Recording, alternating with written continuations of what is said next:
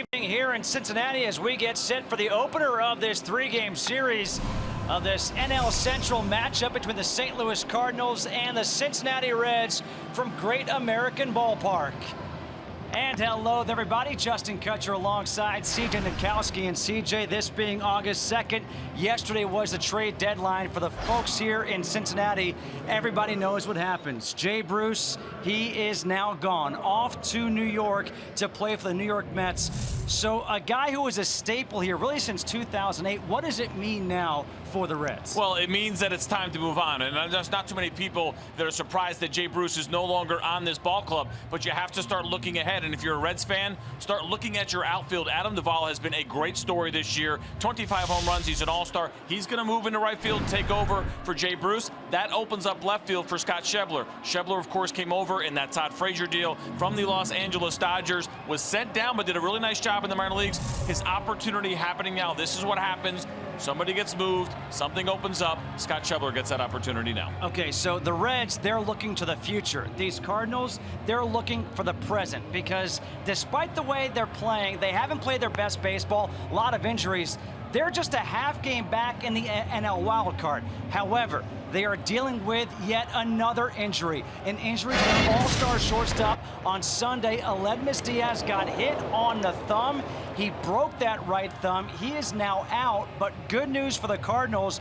Johnny Peralta and Brandon Moss are now activated off the DL today. Well, this is absolutely a team in St. Louis that expects to go to the postseason. They have the personnel and the roster to do it. Aledmys Diaz got an opportunity because Johnny Peralta got hurt earlier this season. Well, now they're flipping that script, and the Cardinals have been fortunate. They have been so deep with infielders this year that they're in that position where they lose an all-star, potential rookie of the year, and Diaz, and now Peralta can slide right in. You have a veteran shortstop who has been there and done that, so not much lost right now, at least here for the St. Louis Cardinals. It truly is remarkable what Mike Matheny and these Cardinals are able to do. Matheny in his 5th year as the manager, you see his record, a winning percentage over 50%. But how they are able to replace one injured player with another. You lose an all-star, a guy who's batting over 300 in the Rookie of the Year talk, and you replace him with a guy like Johnny Peralta, a veteran, a big presence in the lineup, and hoping to give a spark for these Cardinals. A look at the lineup for the St. Louis Cardinals and Mike Matheny. This is going to be different. That's right. Stephen Piscotty is batting leadoff for the first time in his career, followed by Brandon Moss. Matt Holliday will bat 3rd. Matt Adams in the cleanup spot. Johnny Peralta will bat 5th. Yadier Molina, the catcher, will bat 6th. Jed Jerko at 3rd base will bat 7th. Colton Wong at 2nd bats 8th. And the pitcher, Adam Wainwright, will bat 9th. And they will face the right-hander, Dan Straley, who has been pitching well of late. He has been probably the best starter for the Reds this year, making his 20th start, 6-6, a 3.84 ERA. Leads a team in innings, leads a team in strikeouts and quality starts. He has 5 straight quality starts, and the first pitch is low and outside to Stephen Piscotty. Oh, it's going to be so interesting watching Piscotty in the leadoff spot, asking Mike Matheny, what's the message? First time, do you want him to do anything different? He said, absolutely not. This guy's been such a good hitter. He's in that spot right now because they're a little bit short on personnel. They don't really have an ideal leadoff hitter, so Piscotty is going to get the opportunity. 1 ball, 1 strike here to Piscotty. Up high with that changeup. 2 balls and 1 strike. Piscotty's numbers: 285, 14 home runs, 59 RBIs. Speaking with Matheny before the game, you know, he said basically it was a process of elimination because of all the injuries. Didn't really have a guy who he could put in that position, like you were saying. And so looking at Piscotty, he said he has been scuffling of late. So with that in mind, maybe a change of scenery in the order might help him jumpstart and get things going. And if you look at his numbers, his last 11 games, 7 for 41, a 171 batting average.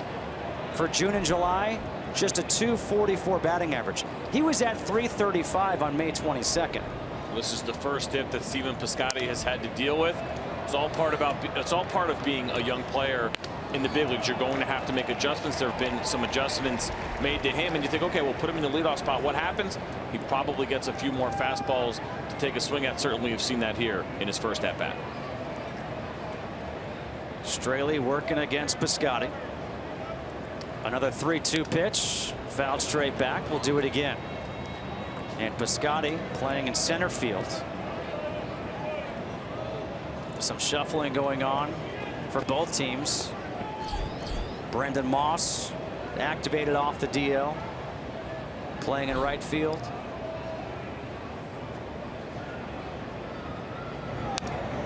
Another foul ball. Well, no matter what happens here, this is a success for Stephen Piscotty. He's seen 8 pitches already. Are you kidding me? I mean, you never know what you're going to get, right? Throw a guy in the leadoff spot who has never, ever done it in his career. And what does he do? He's going to see at least 9 pitches to start off the game. 5 foul balls for Piscotty. In the hole, Peralta. Excuse me, Ivan DeJesus. And he can't get him. Piscotty can run down the line. Ivan DeJesus. Good job getting to that ball. And it's going to be an infield hit for Piscotty.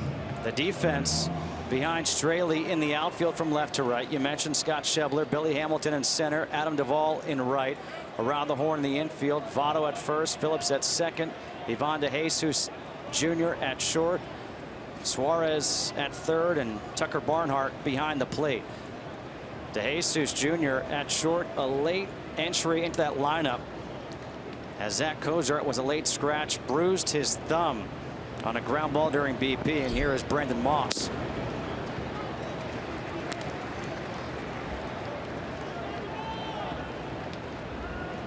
Moss off the DL, 256, 17 home runs, and 40 RBIs.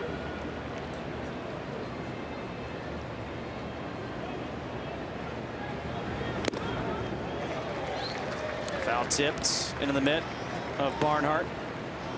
0-2 here to Moss. Some interesting splits that you would probably suspect from Brandon Moss. 17 home runs on the year, all 17 of those against right-handed pitching this season.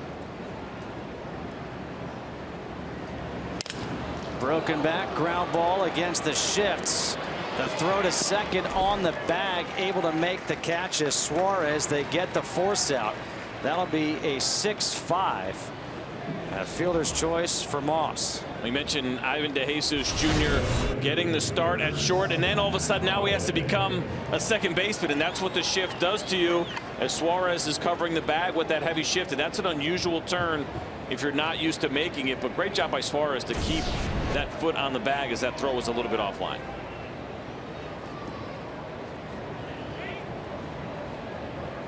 David Bell looking at the replay to see wasn't in fact on the bag.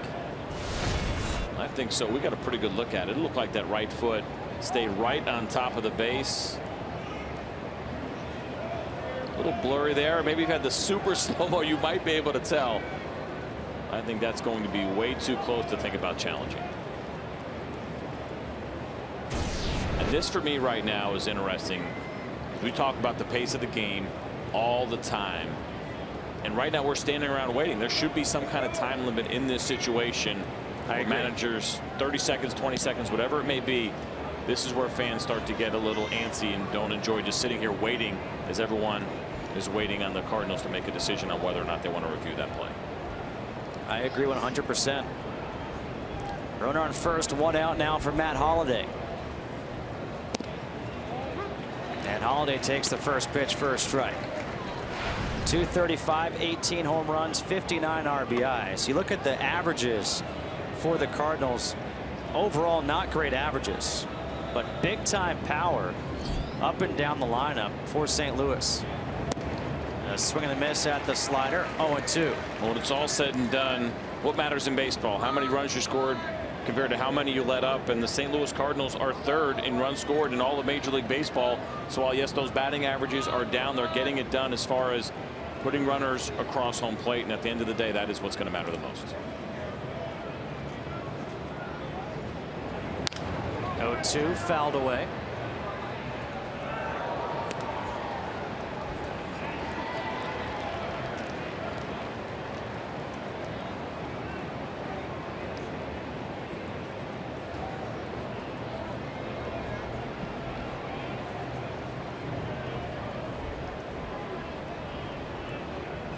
Moss on at first base, top of the first. And Holiday chases a slider. And the first strikeout for Straley. 2 away here in the first. Great execution of an 0-2 pitch and trying to finish off a power hitter and taking advantage of the aggressiveness. This ball's probably a strike out of his hand for a little while, but it's the spin and the rotation and how tight it is and the late break that got Matt Holliday out front and got him chasing that pitch. Now with Matt Adams at the plate, the shift is on once again.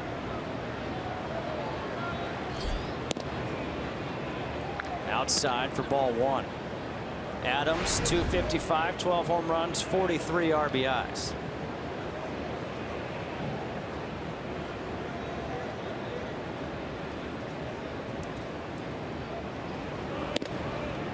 And this is a big guy who has what looks like such a smooth and effortless swing.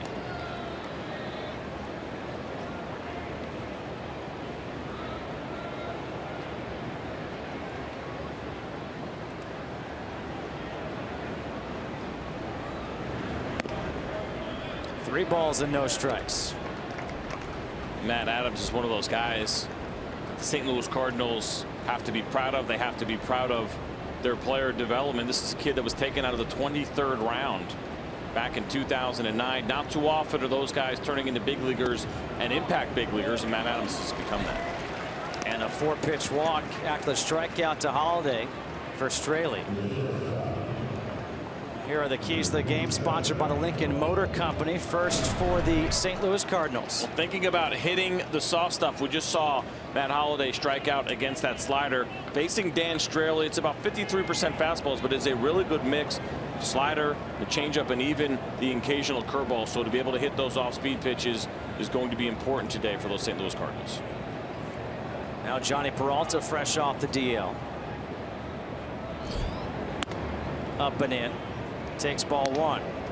And out goes Tucker Barnhart to speak with Straley after delivering 5 straight balls.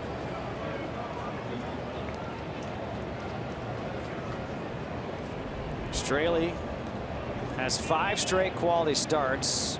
Wednesday at San Francisco got the win when a career high 7 2/3 innings. 3 hits, 1 run, a walk, 5 strikeouts. This is his first career start against the Cardinals. Just missing outside. It looked like home plate umpire Phil Cuzzi flinched, almost called a strike. He did a little bit, and that's a pitch that Dan Straley is going to want, and he's smart not to overreact right there. Thinking about Phil Cuzzi, thinking maybe that was a strike, maybe I just missed that call, but you don't want to get an umpire upset. When you're Dan Straley and you pitch with the kind of stuff that he does, not overpowering, the location becomes important, and getting calls on the corner becomes very important. 2 balls, no strikes to Peralta with 2 outs here, top of the first.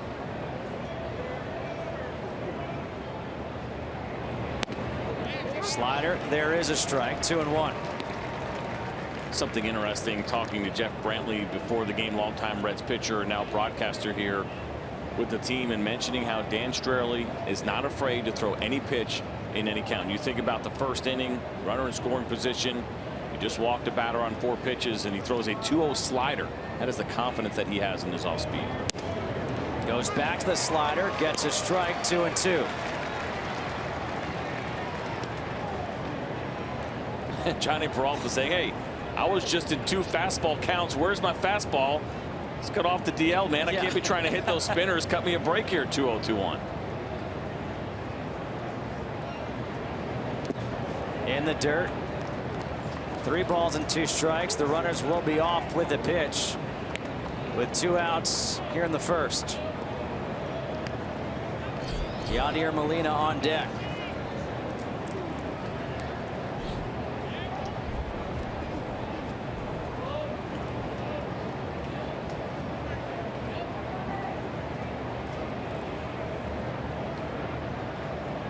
The payoff pitch on the inside corner, called strike 3. So Straley gets out of it. A couple of strikeouts in the inning. No runs, 1 hit, 2 men left on. The Reds coming up in a scoreless one.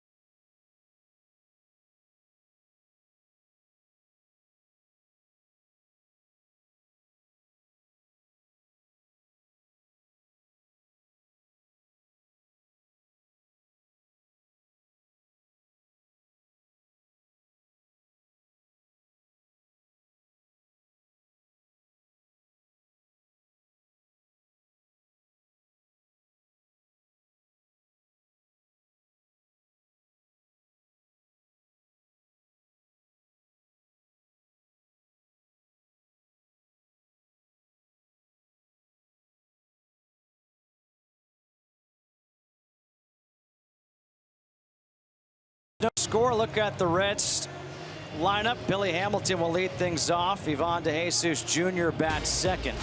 Joey Votto in the 3-hole. Adam Duvall will bat cleanup. Brendan Phillips bats 5th. Scott Schebler will bat 6th. Eugenio Suarez will bat 7th. Tucker Barnhart 8th. And Dan Straley 9th against the right-hander Adam Wainwright.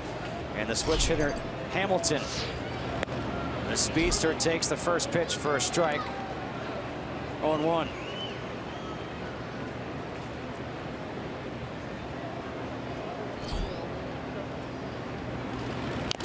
Breaking ball fouled off the foot. No balls and 2 strikes. Wainwright's numbers on the season. Got off to a slow start. The record is pretty good at 9-5. A 4.16 ERA. 103 strikeouts. You can ignore that 4.16 ERA, which would be the highest of any full season for Adam Wainwright. He has been throwing the ball extremely well. Got off to a slow start. And based on what we have seen from him lately, expect that number to come right back around where we expect it to be and what he's done over the course of his career. You mentioned the slow start for Adam Wainwright and how he has gotten better and better and better with each and every month. The 1-2 to Billy Hamilton. Chopper foul, first base side. We'll do it again at 1 ball and 2 strikes. Look at this. In April, I mean, who would have thought that? A 7.16 ERA. All the way down to 1.77 in July. He's been locked in. Everything is still there. You know, we have a tendency to panic sometimes when we see stars in the game struggle, and at the end of May, everyone's saying, what's wrong with Adam Wainwright? And the answer is nothing. He'll be okay. He just had a rough month. We're just not used to seeing it. Like I said, when this thing is all said and done, Adam Wainwright will be right back where he has been most years of his career. 2 balls and 2 strikes to Hamilton. Hamilton in his career, not the numbers he loves. What do you think? A little bit of a hard time with the breaking ball for the right-hander? Probably the case. It's what Adam Wainwright does so well, and he's got such depth on it. We talk about a 12-6, and sometimes we use that phrase when we shouldn't, but Adam Wainwright absolutely has that kind of breaking ball with that kind of depth, and for Billy Hamilton and the kind of hitter that he is, he's just had obviously a very difficult time with it. In the dirt, 3 balls and 2 strikes to Hamilton, who's batting .252 with 3 home runs and 15 RBIs. DeJesus on deck, but if Hamilton gets on, he's certainly a threat to go. With 35 stolen bases on the season.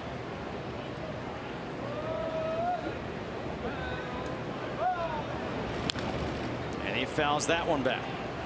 How about Adam Wainwright working Billy Hamilton in with a couple of pitches, and twice already here within his first at bat.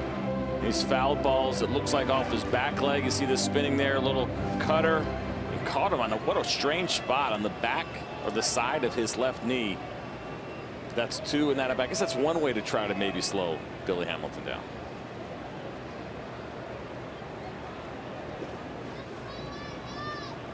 A 9-pitch at bat here for Billy Hamilton. And he fouls that one back. A little check swing.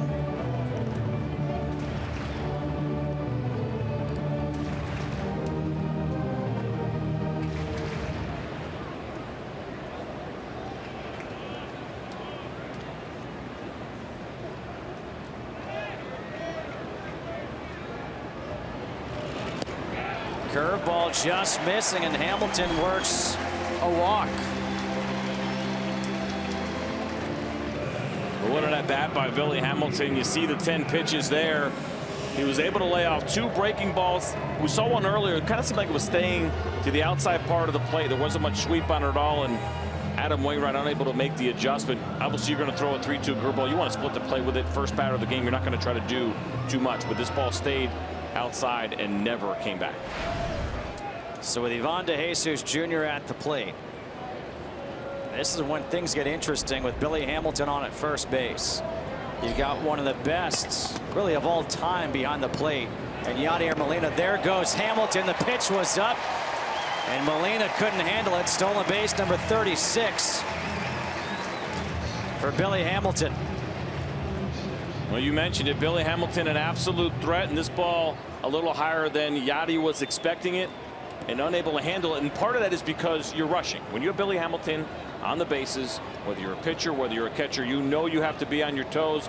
And watch Molina here, not expecting that ball to be up and in. It's a difficult one to catch, as it is for a righty, as you're turning your body the way that he was and trying to make things happen a lot faster, and unable to field that one, catch that one clean. And now DeJesus showing bunt, trying to get Hamilton over to third base with just one out. Good numbers for DeJesus this year with runners in scoring position. 343, a dozen RBIs, and 3 doubles. And with the speed of Hamilton, a single scores him. And you see where the infield is right now. But look where Matt Adams is. You think about trying to push bunt to that side. If he can get the ball to his right, he can walk to first base. And you have to keep an eye on Billy Hamilton. But look how much room is to the right of Matt Adams. What DeJesus is trying to do in that situation is push it, get a hit at it if he can, but worst case scenario, it ends up being a sacrifice bunt. So it was a good idea trying to catch the Cardinals off guard. 1 ball, 2 strikes here to DeJesus. The Cardinals had an opportunity in the first, got nothing. Here are the Reds in the bottom half of the inning. Breaking ball, 2 balls and 2 strikes.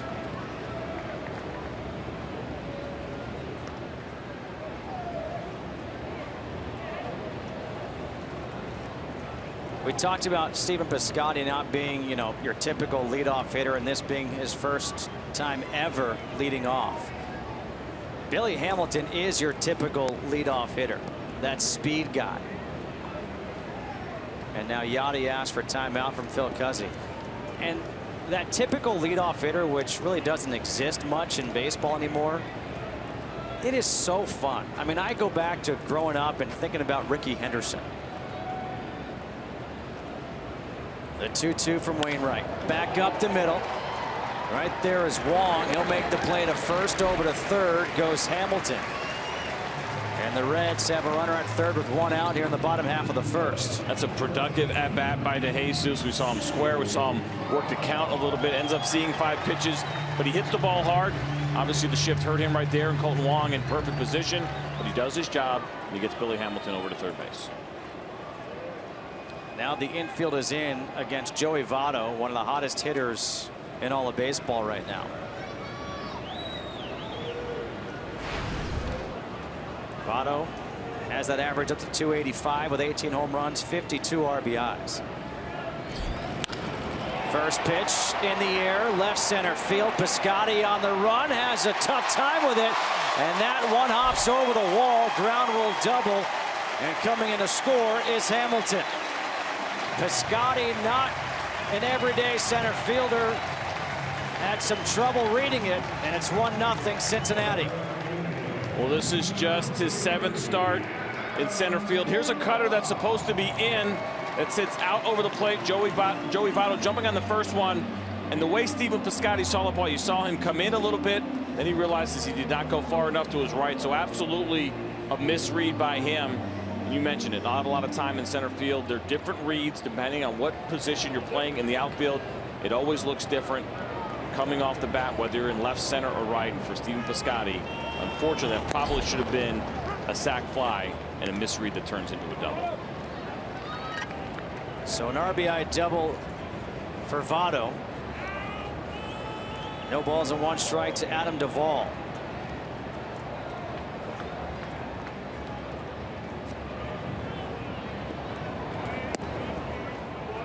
Big numbers for this youngster, 247, 25 home runs, 69 RBIs. Moving over from left field to right field now with Jay Bruce off the New York Mets.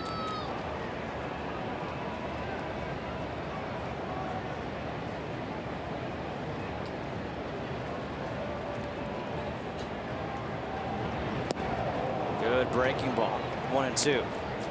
Well, it's been a monster year, as you mentioned, for Adam Duvall. The 25 home runs. The on-base percentage has still struggled, under 300, but they've been very pleased with what they have seen from him with his defense, and so much so that he did a good enough job in left field that they're going to give him that opportunity to play right. It's 5th start in right field for him this season, but they're kind of hoping they found their guy and have their guy that is going to be able to replace Jay Bruce.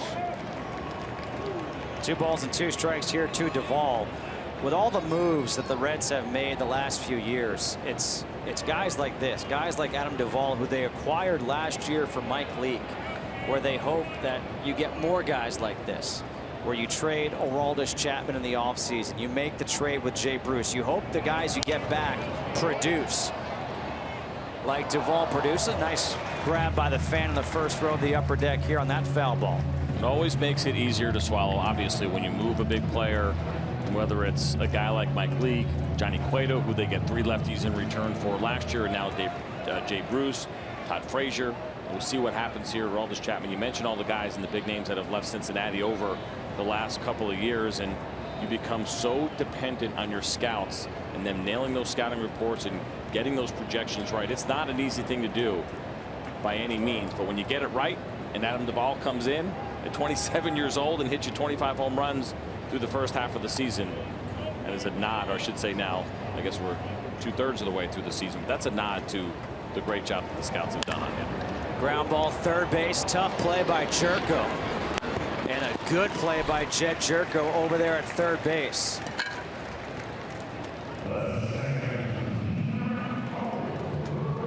Adam Duvall hit it hard, but he kind of hit it in the ground, and then you get that in-between hop.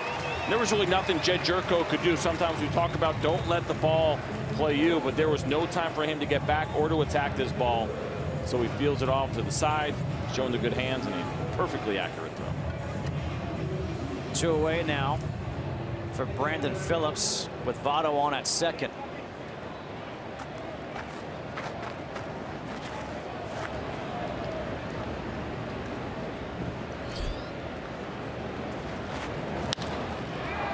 In the air, straightaway center. Piscotty broke back. Now he's there, and that'll do it here in the first. But the Reds get on the board. An RBI double by Joey Votto. We're through 1-0 Cincinnati.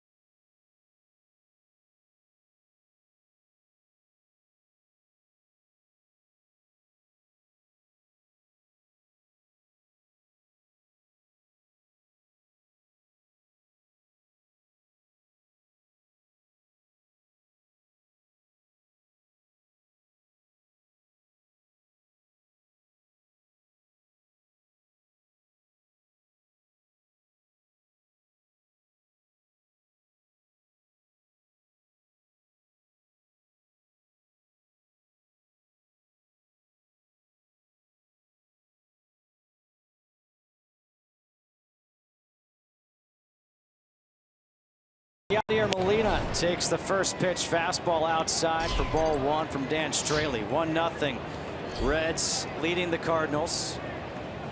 Molina into center field. Hamilton, look at that break on the ball. Wow. We have such an excellent view of that, because that ball was smoked off the bat of Molina, and you thought maybe is that going to be a double off the bat, and this is what we kind of get to see. We're a little higher up, but he just coasts and makes it look so easy. Billy Hamilton has made a great adjustment going to the outfield. It's not just being fast, but getting good reads, but he's done an excellent job. That first step, I mean, that is just beautiful to watch. Jed Jerko takes the first pitch on the outside corner for a strike. Jerko's been a pleasant surprise for the Cardinals this year. 254, 14 home runs, 32 RBIs. Rolls one over to third base. Suarez quickly 2 up, 2 down here in the second.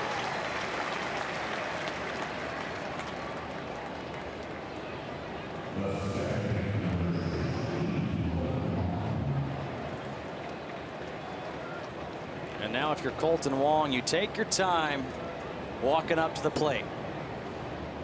Certainly Adam Wainwright would appreciate that. It's only been 3 pitches in this inning so far, and so ideally give your starting pitcher a little bit of a breather, especially after Adam Wainwright had to work a little bit.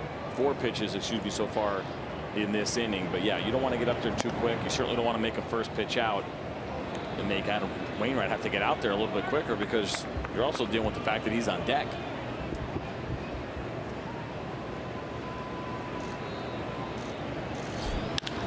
Long to center field. There's Hamilton. And that was a quick, efficient inning for Straley. Just 6 pitches. We go to the bottom half of the second. 1-0 Cincinnati.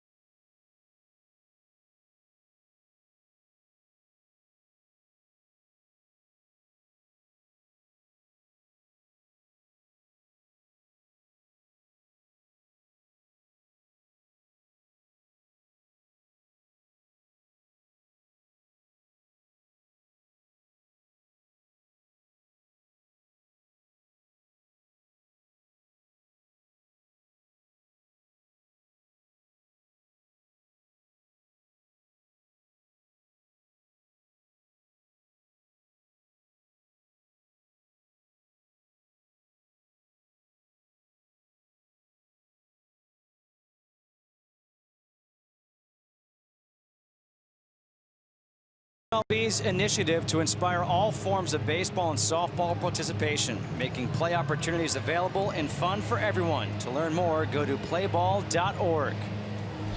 Bottom half of the second here in Cincinnati, the home of the Redlegs. And it's 1-0 Reds as Scott Schebler will step in. Called up from AAA Louisville. He was putting up some big numbers. 354, 13 doubles, 8 triples, 12 home runs. I mean, just an extra base hit machine. And the shift is on for Schebler. And as impressive are those numbers are, not as impressive as you saying Louisville like a native. Oh, well, come on. Nice job, buddy. I cannot do that. Really? I don't have it in me. I just can't. The people of Louisville, Kentucky appreciate your effort right there. Well, I appreciate that. You know, it's doing some basketball down there. My first time when I was down there, I was told you had to say Louisville. Can't do it. 2 balls and no strikes here to Schebler.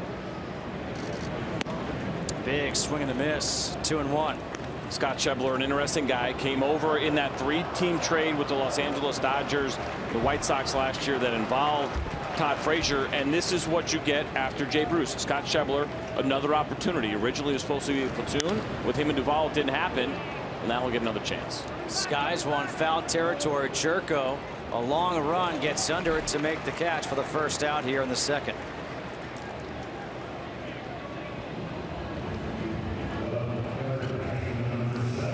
Eugenio Suarez will step to the plate.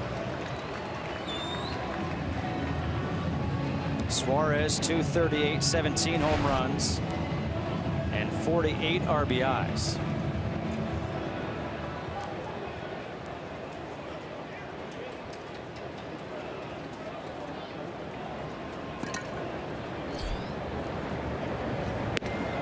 And the fastball's in there for a strike.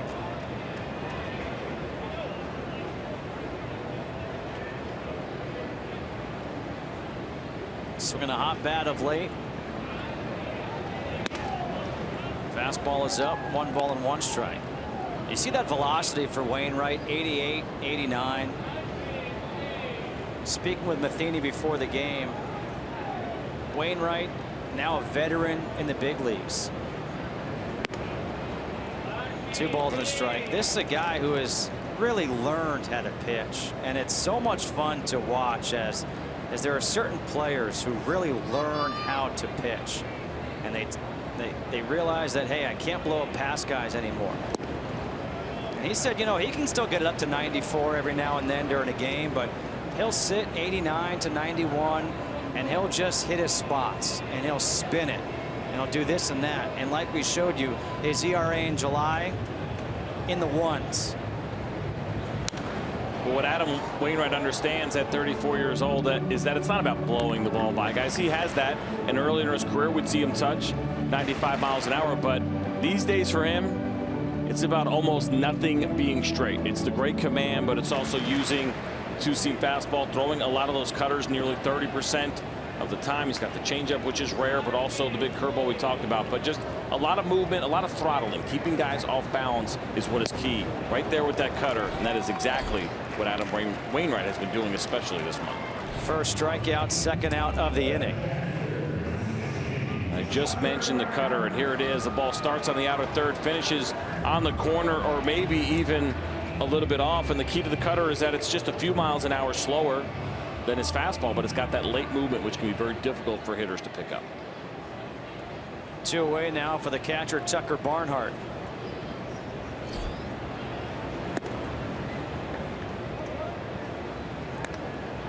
Barnhart hitting .252, 5 home runs, 27 RBIs.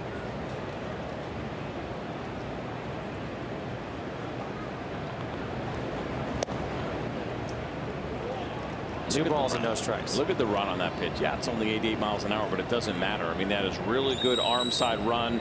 It's a very effective pitch to left-handed hitters when you can put it on the corner. Now, so there are 2 balls going 2 different ways. Fastball that runs away, the cutter that goes in. This is what Adam Wainwright has become, and like you said, smart enough not to get too worked up. Don't look over his shoulder anymore and look up at the radar gun and wonder what it is. He's basing everything off of the swings that he is getting from opposing hitters.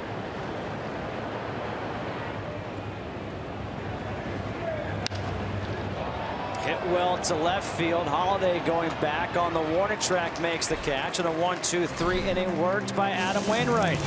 We head to the third here in Cincinnati, 1-0 Reds.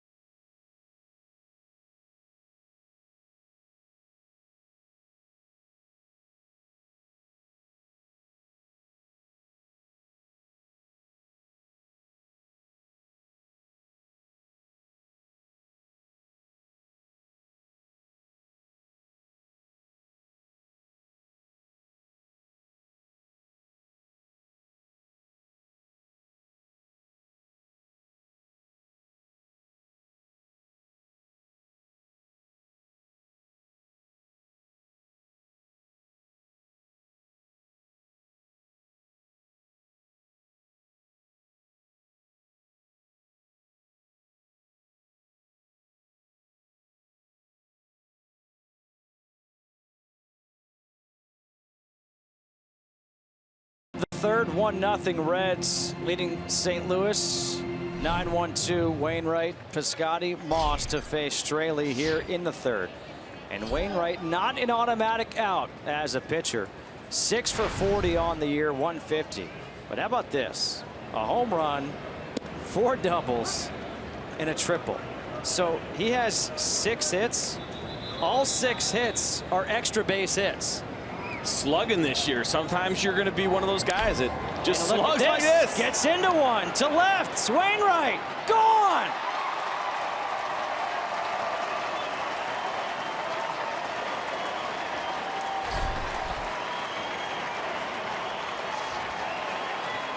Well, right on cue with Adam Wainwright. You talked about the year that he was having, but for his career, his 8th home run.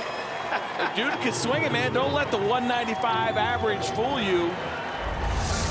A little fastball down the middle. Actually, this is a little spinner, like a slider that didn't do much of anything. And Adam Wainwright barreled to the ball and drives it out of here in Cincinnati. All tied up at 1, courtesy of Adam Wainwright's bat. Well, as an opposing pitcher, you don't love pitching in Cincinnati. It's a good home run ballpark, but as a starter, you do enjoy hitting in a ballpark like this, and Wainwright takes advantage. Piscotty, pop up, coming in, racing in from left field is Schebler to make the catch for the first out here in the third. So Adam Wainwright on cue. He now has 7 hits on the season, all 7 of them extra base hits.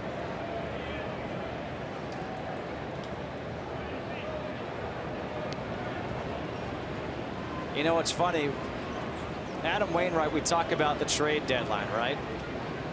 And you want to get good players or players who turn into something special when you trade away someone.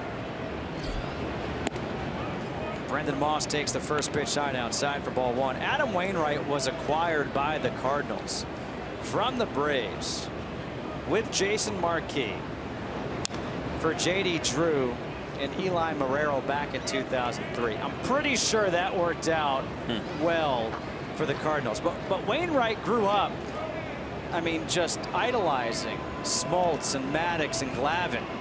And those guys were great hitters. Moss skies one to right. Duvall 2 away. Well, I'm sure his heart was broken when he was traded from those Atlanta Braves, thinking that there was going to be that opportunity for him to be a part of that rotation and maybe pitch with some of his idols. It did not happen for him. A trade going into, I guess it was going into the 2004 season, right? Traded after December 13th, 2003 was the trade. And he certainly did appear to be on the path. He was doing a really nice job in Double-A in 03. Obviously, the Cardinals saw it as well. But you're absolutely right. They won that trade. Now, it didn't look like it at first. There were some struggles for Adam Wainwright early on in his minor league career with the St. Louis Cardinals, but it has been pretty much smooth sailing since. He became a regular in 2006. Fouled back by Holiday, 1 ball and 1 strike, and who can forget Adam Wainwright striking out Carlos Beltran to end the 2006 NLCS on that nasty breaking ball. Well, there's some Mets fans that are trying to forget it. They're working on it. Hasn't quite happened yet. Holiday rips one to left field. Schebler goes over. We'll let this one go off the wall, and Holiday trots into second base with his 19th double of the season.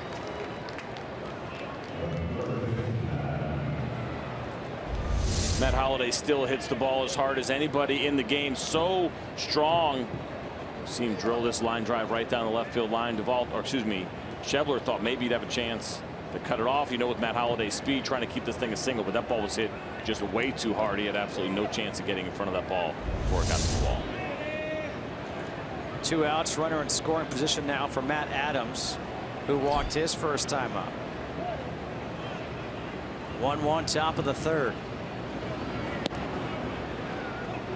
Outside for ball 1.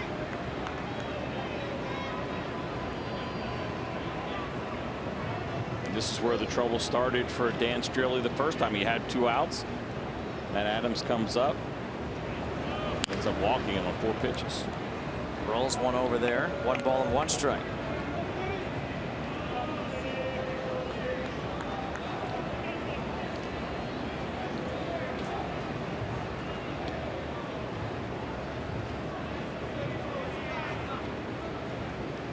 Ten home runs in his career against the Reds.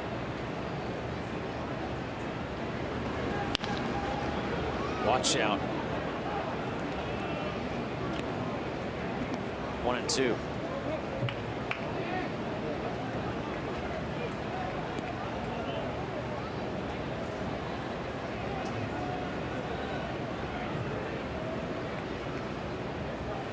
St. Louis trying to go on top here in the 3rd. A leadoff home run by Adam Wainwright. A 2-out double by Holiday. Straley ahead in the count, 1-2. And he gets Adams to chase. Strikeout number 3 for Straley.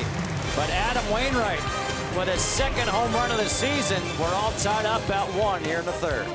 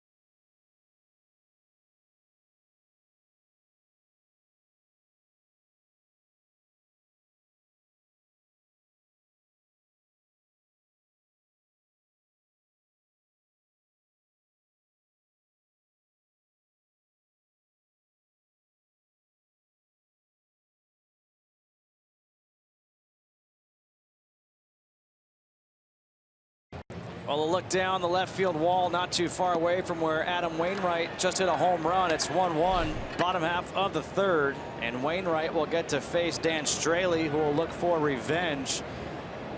Leading off here in the bottom half of the 3rd. And the first pitch is up high for ball 1. Now Straley, unlike Wainwright, not a great hitter. 0 for 30 on the season. That's not good. Depends what you define as good. Well, payback would be nice, but probably unlikely here for Dan Straley. Behind in the count, 1 ball and 2 strikes.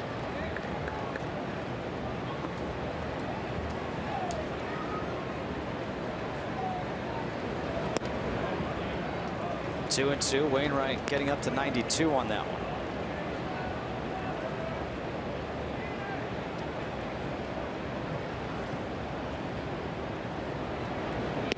Oh, there's Uncle Charlie. The curveball. That's not fair. He's got 26 strikeouts and 30 at-bats, making 27 and 31. How about the keys to the game for the Cincinnati Reds? I thought we'd have a little bit of fun with the Bruce theme, and that there is the Cardinals key, which is hit the soft stuff. But for the Reds, born to run, right? A little Bruce Springsteen. That was like on short notice. Give me a little bit of a break. But thinking about Billy Hamilton, and we saw in the first inning, right, stealing his 36th base of the year. I don't think I'm able to say that too clearly today, so maybe I should practice this stuff before we actually go on air. But anyway, Billy Hamilton getting on base. You mentioned it earlier how we were talking about the lack of true leadoff hitters that we have in Major League Baseball. And the on base percentage is still not there for Billy Hamilton. But when he gets on, he absolutely wreaks havoc on the base paths. And it's a lot about not just stealing bases, but putting pressure on the pitcher. A lot of times those guys will make mistakes, gives the hitter a really good pitch to hit. And so getting Billy Hamilton on and letting him run a little bit more would be a big boost to this Cincinnati offense. Nice breaking ball once again from Wainwright, ahead in the count. 1 ball and 2 strikes to Hamilton. So again, he walked in, stole his 36th base of the year. I don't know. I don't want to talk about it anymore. Let's move on to something else. In the dirt, 2-2. It came around the score on the ground rule double by Joey Votto. You know, the one thing that's so nice about this business, there's so many important people behind you, right? When you're playing, your family. Now for us broadcasting, and didn't take my wife all but 5 seconds to text me nice paragraph. She's the best.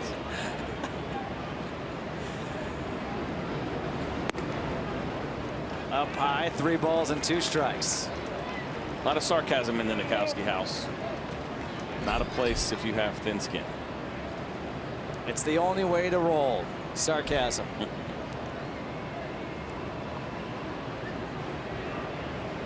A payoff pitch. Got him swinging. That is the 8th strikeout in 8 at-bats for Billy Hamilton against Adam Wainwright. And that strikeout number 3 for Wainwright. And again, it's the cutter. And it's so funny, too, because a lot of people think about playing matchups. And would you be better off having lefties against Adam Wainwright? You would. The batting average is a little bit higher. But when that cutter is on, it is a lot more difficult to hit as a left-handed hitter as opposed to a right-handed hitter with the ball going away from you. We saw Billy Hamilton, that ball bearing in on his hands. Very difficult to get to it, especially when it's actually up in the zone a little bit.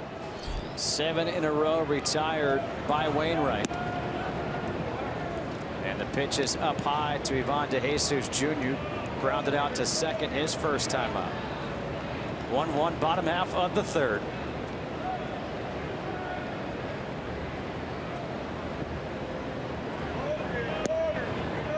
Beautiful curveball. I mean, really, I think one of the best that we have seen. Clayton Kershaw from the left side probably has the best left-handed curveball. Lance McCullers has got a pretty good one down in Houston, but the Adam Wainwright curveball has been so steady and so consistent. It is a beautiful thing to watch. Line drive, short, caught on a little hop by Johnny Peralta, and back-to-back 1-2-3 innings by Wainwright. We played 3. It's 1-1 Cards and Reds.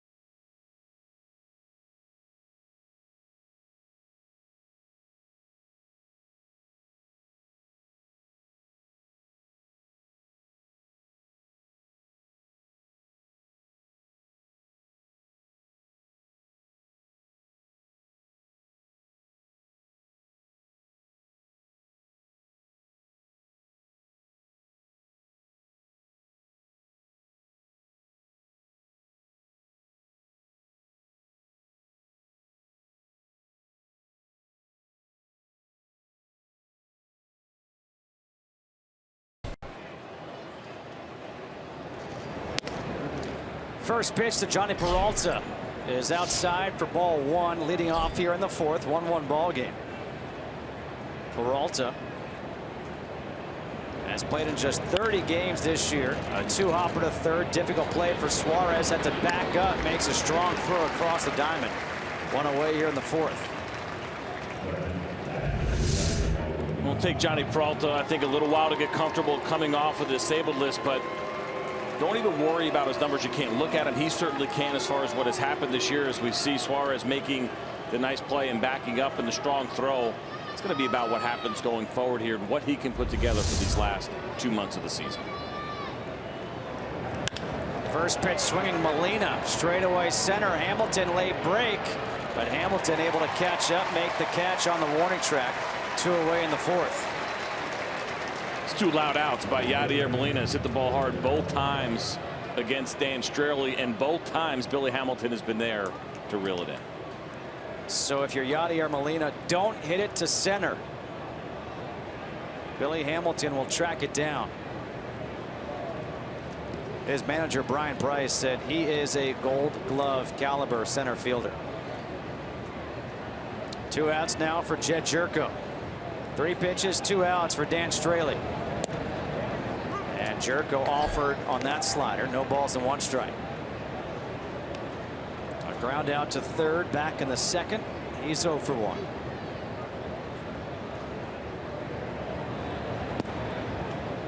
Low and outside, 1-1.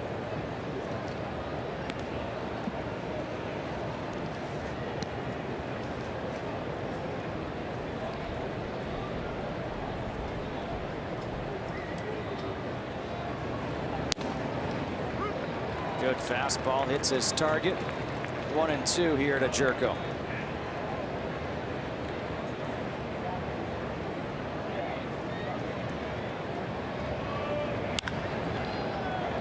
In the air, left field and deep. Schebler at the wall in front of it, makes the catch, and that'll do it in the fourth. A 7-pitch inning for Straley. We're through 3.5, all tied up at 1.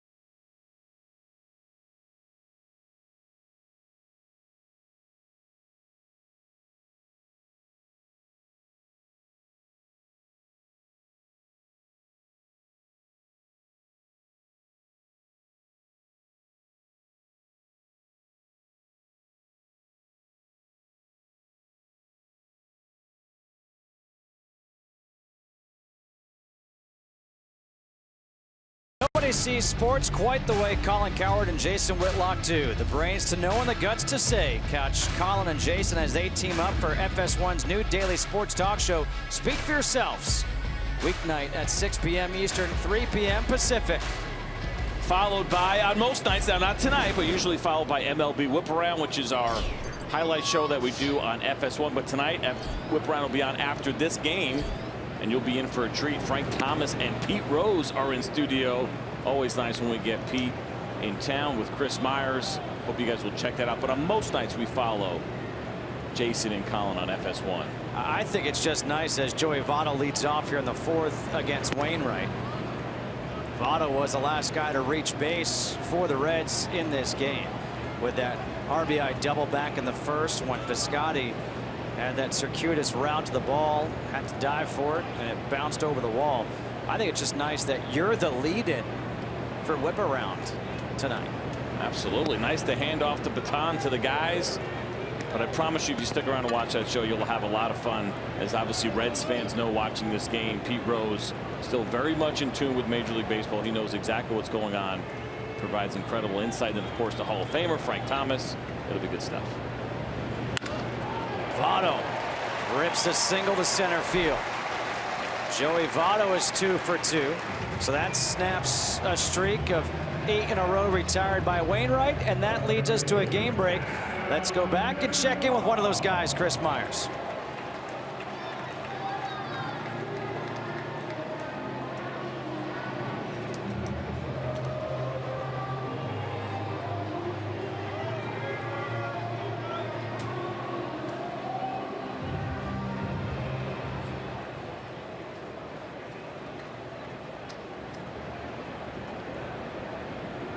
So a little preview of what we can see tonight on MLB Whip Around. Thank you, Chris. And Adam Duvall fouls the first pitch off. No balls and 1 strike. Duvall grounded out to third base his first time up.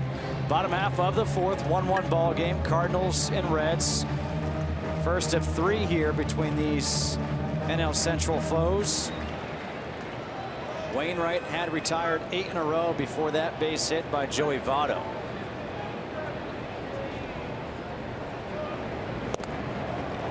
Breaking ball, check swing, 1 ball and 1 strike. Well, we mentioned Jay Bruce at the top of this broadcast and the trade deadline that came and went yesterday.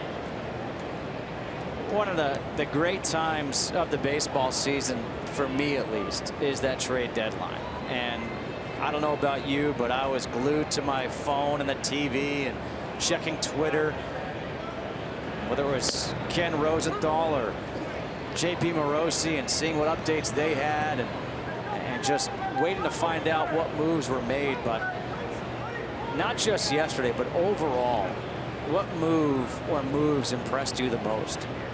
Well, it doesn't surprise me that the Texas Rangers struck again. They were in a great position to add. They didn't get the starting pitcher that they were looking for, but they had some really nice pieces. Jonathan Lucroy will be behind the plate for them. That's certainly going to be impact, and a guy that they get very inexpensively because he's only making, I say only, but in baseball terms, $4 million this year, 5.2 this year, or excuse me, next year. So I love that move for them. Already a good team. Love the teams that got arms. I love the Indians making a big move and bringing in Andrew Miller. Thought they might do a little bit more. They tried to get Jonathan Lucroy. He was in a position to shoot that down. I think the Indians are in a really good position right now, but a lot of teams did a lot of good things, and maybe the biggest, I don't know if it's a shocker, but something we have not seen in, I don't know, what, 20 years, is watching the Yankees move away from all their big players. Aroldis Chapman, Andrew Miller, Carlos Beltran, all gone. Ivan Nova out the door, and the Yankees all of a sudden now acquiring young prospects. It's a little bit of a different feel, but I'm with you. I enjoyed watching all of it. Ken and JP were all over it for the last few days. 2 balls and 2 strikes here to Duvall. And there is strikeout number 4 for Wainwright. We talked about it earlier and how most things are going to be moving, and this is still a 2-seam fastball, but I want to pop the glove a little bit as Adam Wainwright reaches back and blows this ball by Adam Duvall. It's that little bit of movement at the end, though, that helps as well. We know Duvall's a good fastball hitter. Really nice execution by Wainwright. One away now for Brandon Phillips. Flew out to center field his first time up. Phillips has not had a home run since May 7th.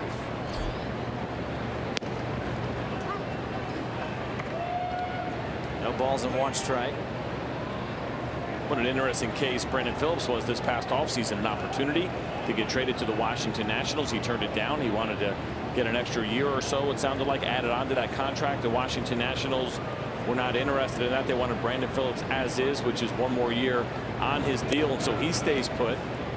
Becomes kind of interesting to see what the Reds will do. They have Jose Peraza, a guy that I think they'd like to see play a little bit of second base, and as they acquire talent and younger talent with all the veterans that they moved on from, kind of wonder about Brandon Phillips a little bit.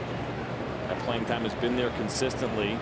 And they got Dilson Herrera in the trade for Jay Bruce. Absolutely. And so there's a couple of middle infielders that I'm sure the Cincinnati Reds would like to start giving some big league at bats, big league innings in the field to. But right now you got some veterans sticking around, making that a little bit difficult. Brandon Phillips didn't like this call. I you see him separate, maybe trying to trick some people, but I think that barrel came around. I think it's a good call by home plate umpire Phil Cousins. 1 ball, 2 strikes to Phillips. That's one of those where Phillips maybe just wants him to at least ask Scott Berry for help as opposed to calling it on his own. Fouls it back. And in that regard, from Brandon Phillips' perspective, I'm not against it. I feel like as opposed to the home plate umpire making the call on his own, why not ask for help on that? You only don't ask if you feel like you know for sure. Phil Cousins feels like he absolutely knows for sure that Brandon Phillips went around. Now we see it and we say that's kind of borderline. I mean, I believe he went around. Well, I get to see it in slow motion.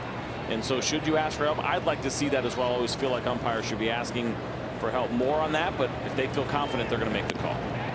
Back-to-back strike by Wainwright. The way Phillips was standing there, I was like, wait a minute. Was I wrong? Were there not 2 strikes? Did I just get fined in kangaroo court? Well, here we go with another good 2-seam fastball, and this one even better than the last that he struck out Adam Duvall on. That ball starts off the plate, runs back on the corner. Really good location. That's a tough pitch for a right-hander because you're seeing that pitch off the plate. You have that slight hesitation on whether or not the ball is going to be a ball or a strike. By the time you realize that it is, you can't get your best swing on it. Looks like Wainwright's humping it up a little bit here in the 4th inning. 2 outs, and now Schebler at the plate. Popped out to 3rd base in foul territory his first time up.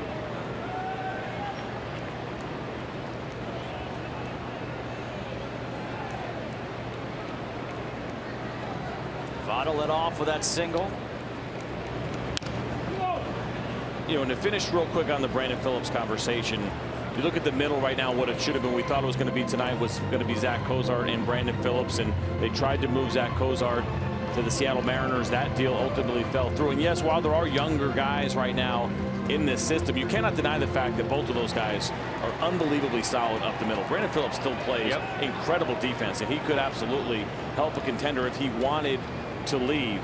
It really is amazing to see what he has done with the glove. And continues to move with the glove. No balls and 2 strikes.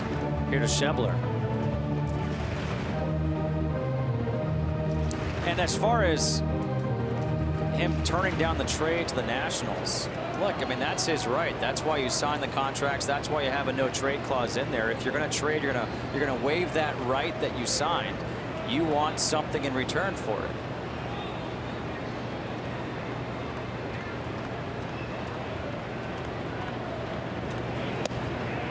Just missing inside. 1 ball and 2 strikes. And I finish that with this because Jonathan Lucroy just went through it. Brandon Phillips just went through it. I think teams can do a better job of not letting this become public, right? If you know you want to trade a player to a team, before you start agreeing to players, go to the player that you're trading that has a right to shut the deal down and say, listen, we're thinking about moving you here. Do you have interest? And he might be able to shut that down before it goes any further. Cold foul. Looks like our camera guy may have made a kick save. Not much of a reaction yet. Looked like it caught him on the foot. That would hurt a little bit. Maybe hurts you, not him. Still 1-2 here to Schebler.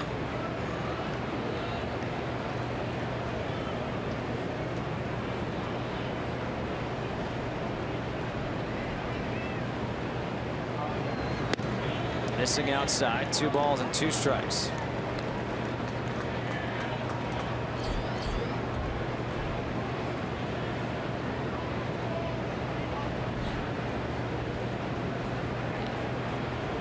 Bottom half of the 4th, 1-1, Cardinals and Reds. Schebler just recalled from AAA Louisville.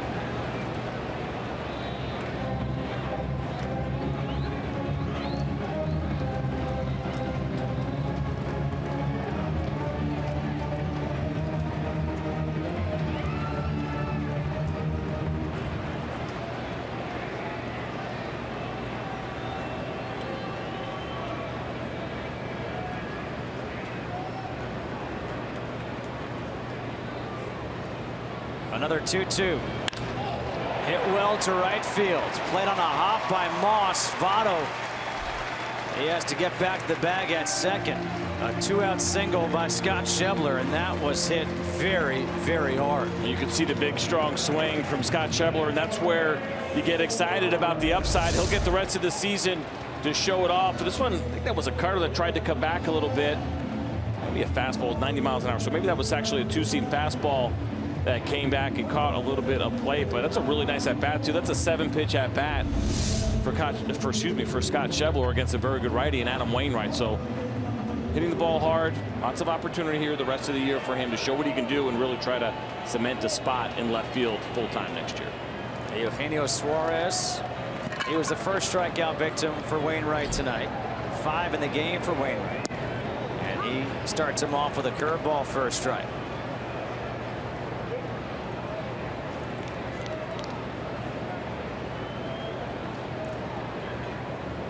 First and second, 2 outs. On singles by Votto and Schebler.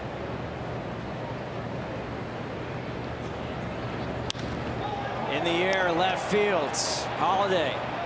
He's got room in front of the warning track, makes the catch, and that'll do it. No runs on 2 hits, 2 men left on. We played 4 at the Great American Ballpark. It's 1-1, Cardinals and Reds.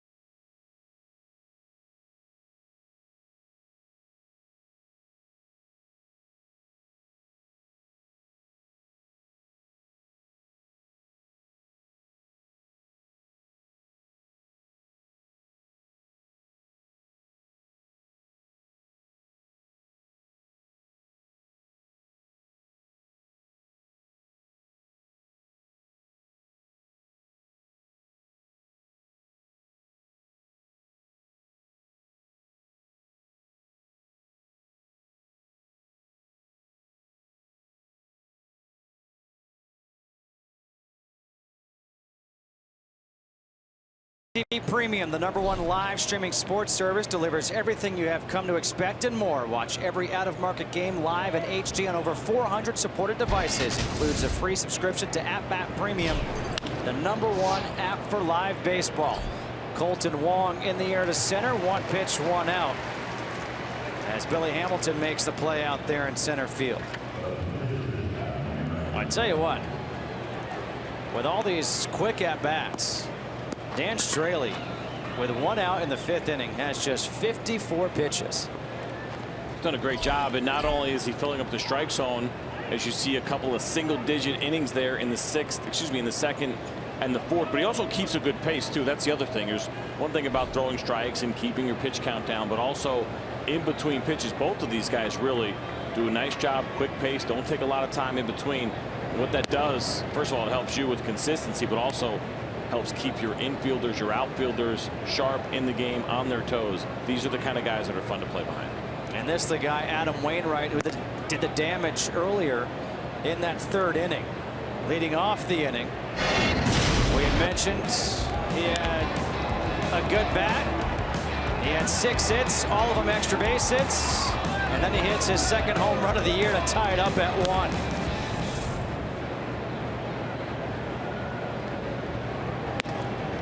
takes on 2-0. 2 balls and a strike to Wainwright.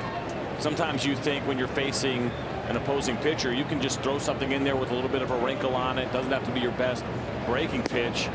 And what Straley threw there was a little slider, didn't do very much. And Adam Wainwright was all over it. You got to be careful. You got to know which hitters, or excuse me, which pitchers can hit, which ones cannot. And we know this about Adam Wainwright. He is slugging this year with all those extra base hits. Wainwright to center field. Hamilton comes in to make the catch. And there were 2 away here in the 5th. It's 5 putouts for Billy Hamilton.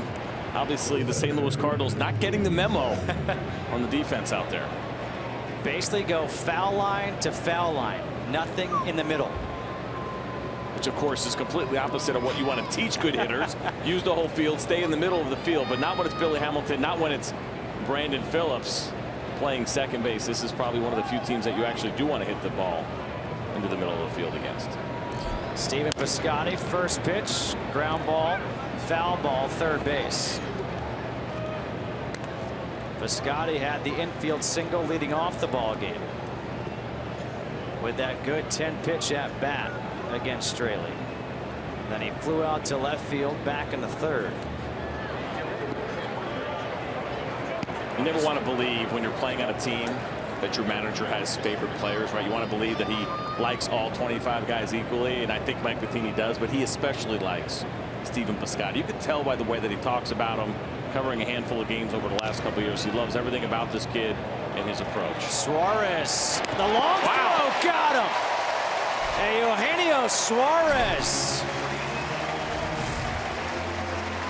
the hot corner. Look at that throw. Woo!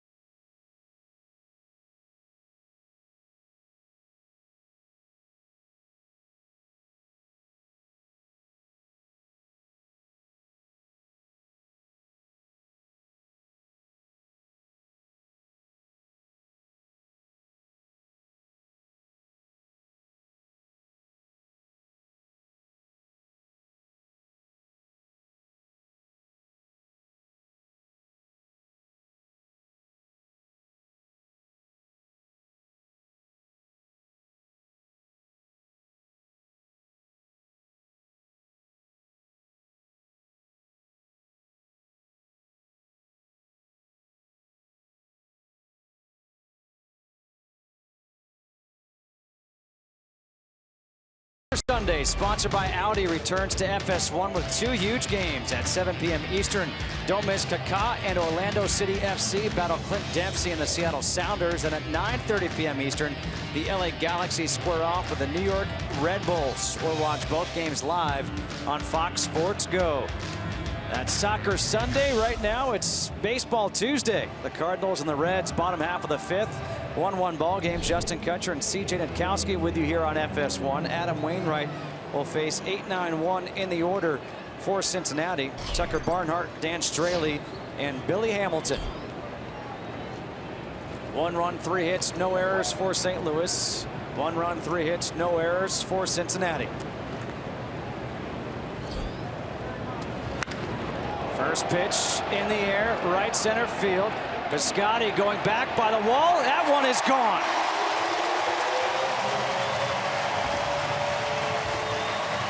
Tucker Barnhart with his 6th home run of the year makes it a 2-1 Reds lead. Tucker Barnhart catching Adam Wainwright, I think, by complete surprise, ambushing here on a first pitch fastball and taking a monster swing, as we're going to see it right here. You can see that ball, two-seamer that ended up staying up. Looked like he's trying to throw a front door two-seamer. That's the one you want down a little bit more, but you're trying to get ahead, strike one. Tucker Barnhart not going to wait around. Saw the strikeouts tonight by Wainwright. He's been finishing off hitters very well, so he jumps up on a first pitch fastball. 1 ball, no strikes to Straley. 1-1 now. Straley struck out looking his first time up on a curveball.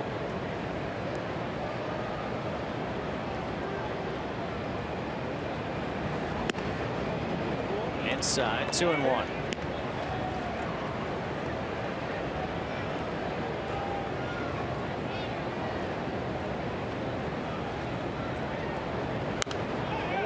Foul back. 2 balls and 2 strikes. As a pitcher, when you were hitting, who was the scariest pitcher that you had to face? You know, I went to the bullpen pretty early in my career, so I think I only had about 15 or 16 plate appearances. But seeing Curt Schilling's fastball live was a tough one early on. I mean, appreciate you bringing this up, man. But, you know, I didn't hit in high school or college. I was a pitcher only by the time I was a sophomore, so kind of a Dan Straley back going, although I do have a couple of big league hits. I didn't go over 32. But yeah, Curt Schilling's fastball to me seemed like it was 100 miles an hour when I faced him back in 1995. Really jumped on you. The fastest thing I had ever seen in person. 6 strikeouts now on the night for Wainwright. 1 away now for Billy Hamilton. A walk, a stolen base, a run scored, and a strikeout. In on the grass at third base is Jed Jerko. Have to anticipate the bunt.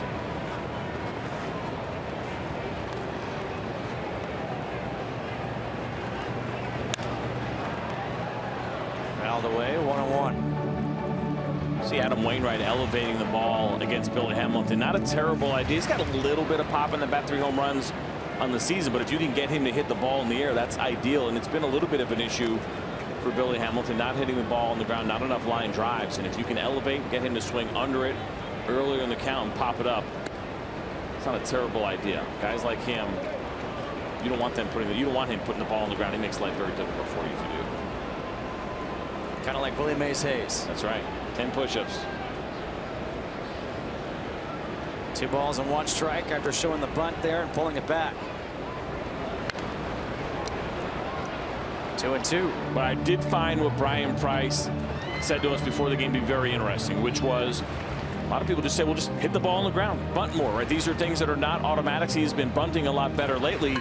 But I kind of like what he said. He said, I'm not worried about him hitting the ball on the ground as much as I just want him to think about hitting the ball hard. Good things happen when you can square a baseball up, hit it hard, good exit velocity. And he feels like by his blind eye that Billy Hamilton has been a lot better in that area lately. Breaking ball, ground ball to second. Wong makes the play. 2 outs and time for a game break. Let's go back to Chris Myers in LA.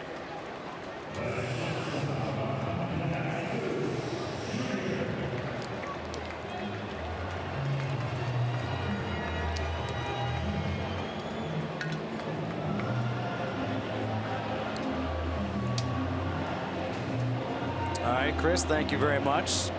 Jay Bruce making his Mets debut wearing number 19. And right into the Subway Series now. It's kind of lost a little bit of its cachet. It's not the same that it has always been, but that's going to be a great crowd regardless of what the Yankees and Mets are doing. Always a fun series, so I'm sure Jay Bruce is enjoying that. And interesting to hear De Aza, who hit that home run. The Mets struggling to figure out who's going to play center field consistently for them with the injuries and issues that they've had, which made the Jay Bruce acquisition even all the more interesting because he's a corner outfielder. There is no shortage of corner outfielders right now for the New York Mets, but center fielders are much more difficult to come by. No balls, 2 strikes to De Jesus. There's 0 for 2, a ground out and a line out to short. No, not for you. Fouled off the end of the bat, stays 0-2.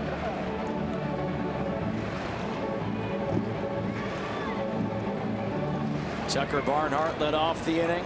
First pitch, home run. to right center field. Has made it a 2-1 Reds lead. 1-2.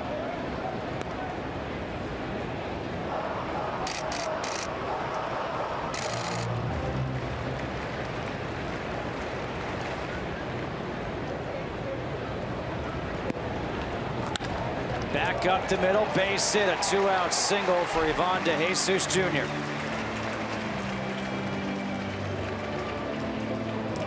For a guy who just found out right before the game has started that he would be playing today, DeJesus has done a nice job. Here's a cutter here. Sat up, didn't do very much. That's a ball that Adam Wainwright wants down and away. But DeJesus, remember the ground out in the first inning, really hard to get Billy Hamilton over to third. Then the line out to short, and now the hard base hit up the middle. These have been quality at bats by DeJesus, taking advantage of the opportunity to play today. Canada loves Joey Votto for good reason.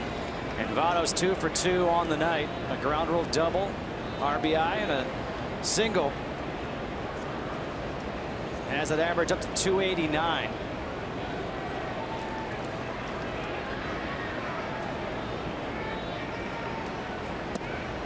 Takes the pitch down low. You have to wonder about DeJesus here, potentially on the move with 2 outs. Trying to get in a scoring position for Joey Votto. If he's unsuccessful, he can have Joey Votto lead off. Not the worst thing in the world. The on-base percentage that he brings to the table every day. Of course, the downside is Yadier Molina that you're trying to steal against. Breaking ball, 2 balls and no strikes. DeJesus is 3 for 4 in stolen bases on the season. Joey Votto through May was hitting .213. In July, he led the major leagues hitting .413. That's quite the difference. He's always been a guy with a great eye. Critics have said sometimes it's too good of an eye. Well, here's what gets so interesting about the Joey Votto conversation for me. It's not he's got the great eye. He knows the strike zone as good as anybody does in Major League Baseball, and he has a plan that he is not going to abandon. The critics start to roll in and say, well, should you be expanding that zone, especially in RBI situations? And Joey Votto says no, he's not going to do it, and you can't blame him. You know, this is what works for him. This is why he's put up the numbers that he has over the course of his career. And you see right there, taking a strike in a 3-1 count, or excuse me, 3-0, not liking the call. And Joey Votto, I think, in a good way, has a little bit of attitude about it. Say, I know the strike zone. And he believed that ball right there was absolutely out of the zone. And how rare is this? You don't see this very much anymore either. I mean, it's a 3-1 count. Look at where he is holding the bat. He chokes up on his bat. This is the way Joey Votto does it. But these are the kind of interesting counts. You know, would he chase something on the corner if you had a runner on a move or whatever it may be? And the answer is going to be no. Joey Votto will not change. Joey Votto should never be blamed or be told he should change. And Joey Votto works the walk. That is his 78th walk of the year. And that is the second walk of the game issued by Wainwright.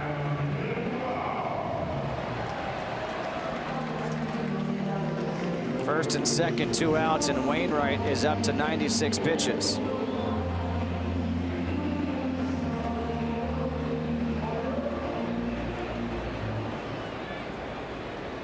Now Adam Duvall, who's got 69 RBIs on the season, trying to add to the lead right now for the Reds. First pitch curveball, didn't have that snap, and now Yadier Molina wants to go out and speak with Wainwright. And in from second base comes Colton Wong.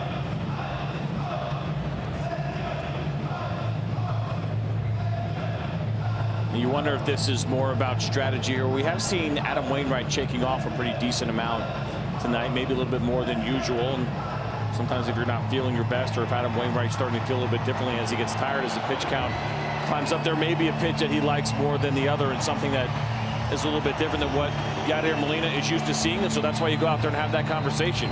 What's feeling good right now? Slow him down, give him a little bit of a breather, and find out what is the strategy that he feels best about in trying to get out of this inning.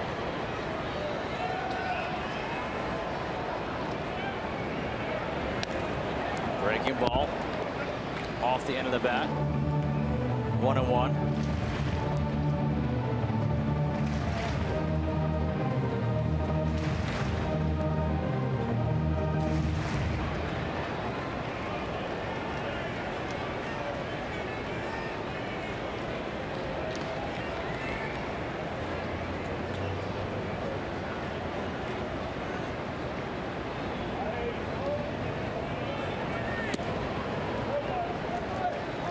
2-1.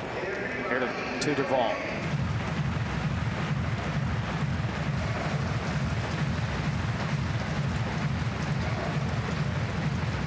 Pitch number 100 coming up here for Wainwright.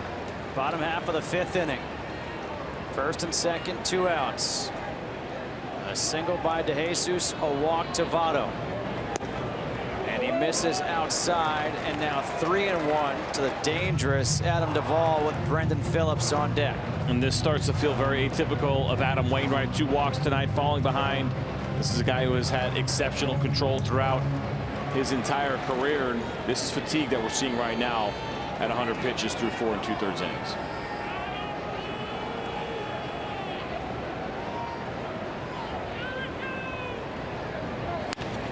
Ground ball, third base, Jerko able to make the play and help out Wainwright. He gets out of the inning, but 1 run does come across on the Barnhart home run. We are through 5. It's 2-1 Cincinnati.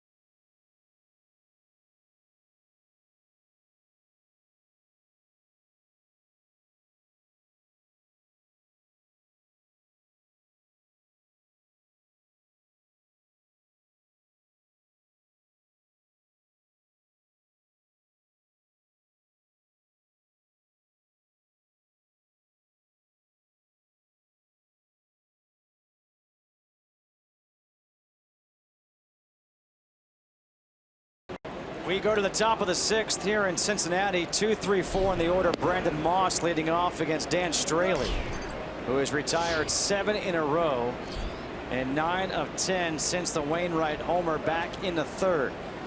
Moss 0 for 2, reaching the fielder's choice back in the 1st and a fly out to right in the 3rd. Activated off the DL for tonight's game.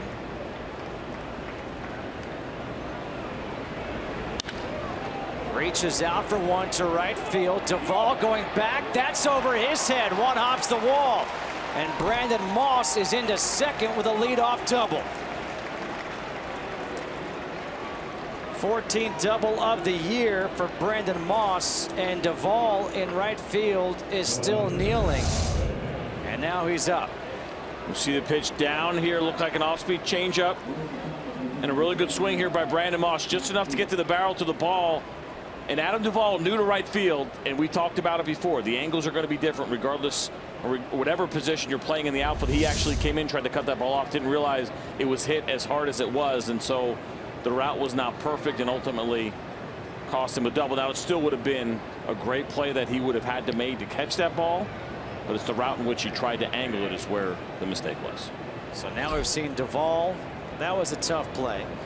We saw Piscotty struggle in center field on the RBI double by Votto back in the 1st. And we'll see now if St. Louis can capitalize here. Holiday 1 for 2, a strikeout and a double.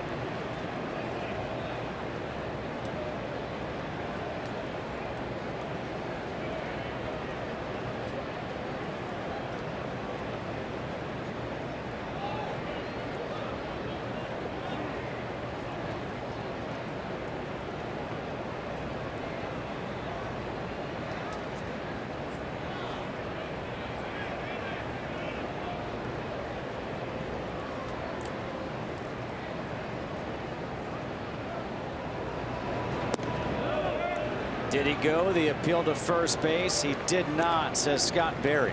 1 ball, 1 strike to Holliday. Dan Straley trying to entice Matt Holliday with that slider again.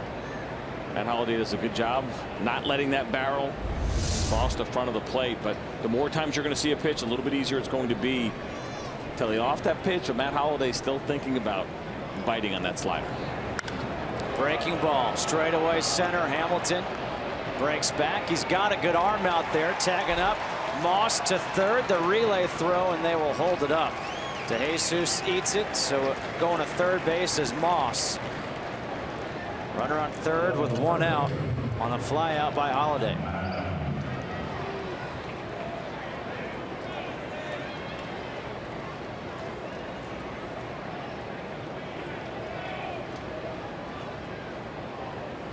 Matt Adams, a walk and a strikeout.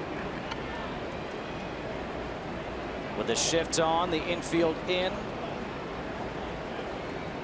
Just about everybody, or 3 players on the right side of the infield. DeJesus about even with the bag. This is down the left field line. Long run for Schebler. That'll reach the seats.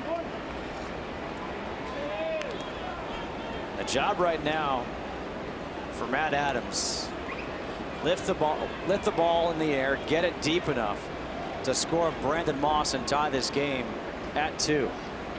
Well, he's got a couple of ways he can get this run in. You also have the infield in, and so obviously you have to go based on the pitch that you have, and you just want to hit the ball hard somewhere. But if it's something that's low, I'm trying to hit that hard ground ball too. Anything you can do to get this run in. Obviously the Cincinnati Reds not conceding the run right now, and Dan Straley's a pretty good contact guy. So Matt Adams just trying to find any way he can to get Brandon Moss home. The Cardinals so good on the road this year, 31-19, best in baseball. Adams takes the pitch for a strike. 1 ball and 2 strikes. Mike Matheny proud of his club for the way they just grind. This is one of those situations, trying to grind out a run. Fouls it back.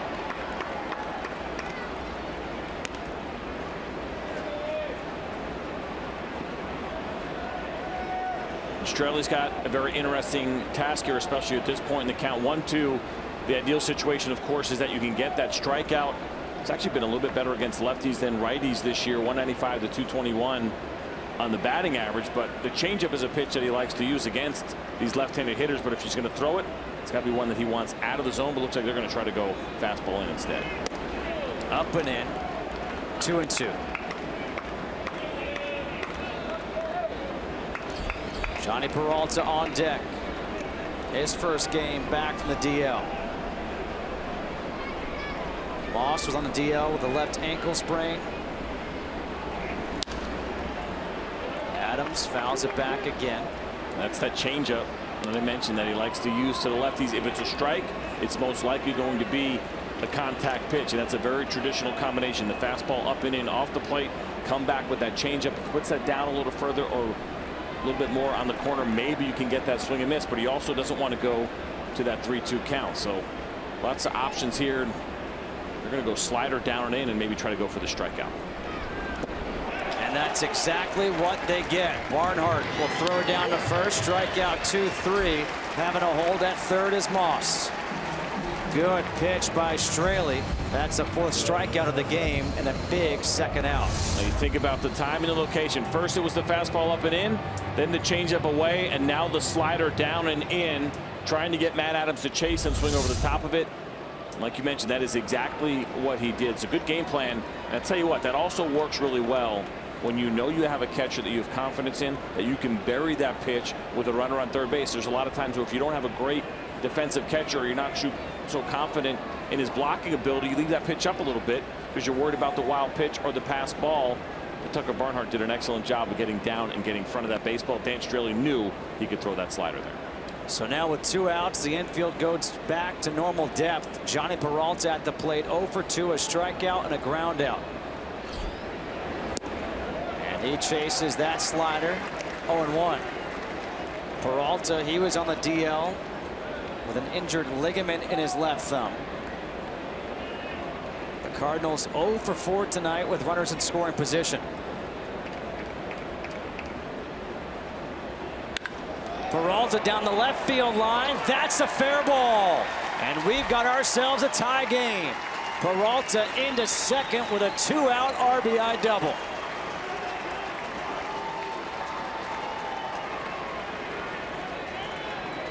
Well, Johnny Peralta, as I mentioned, maybe needs a little bit of time to get comfortable. They went first pitch changeup, and then they came back with a second pitch changeup, but this one poorly located up over the middle of the plate when you're ahead 0-1. This is a pitch that Dan Straley wants down, and Johnny Peralta not fooled at all. That changeup that was up in the zone, he smoked that thing down the left field line. Johnny Peralta, Brandon Moss, both guys activated off the DL for tonight's game. Those two guys combined for this run here in the 6th. It was a leadoff double by Moss, and now a 2-out RBI double by Peralta, and Yadier Molina steps to the plate with a chance to give his team the lead. And he fouls the first pitch off. 0-1. He's had a couple of loud outs to center field to Billy Hamilton. Absolutely, and Dan Straley knows that. Tucker Barnhart knows that, and they go through those at-bats and how they got there, and now they try to counteract and mix it up and do something a little bit different, because hard contact over time is eventually going to turn into hits. It's been 2 outs so far here for Yadier Molina, but another mistake, we could be looking at a 3-2 baseball game. Popped up in the infield. Phillips at second. Makes the catch to end the inning, but a couple of doubles. And we are tied through 5.5, 2-2 Cardinals and Reds.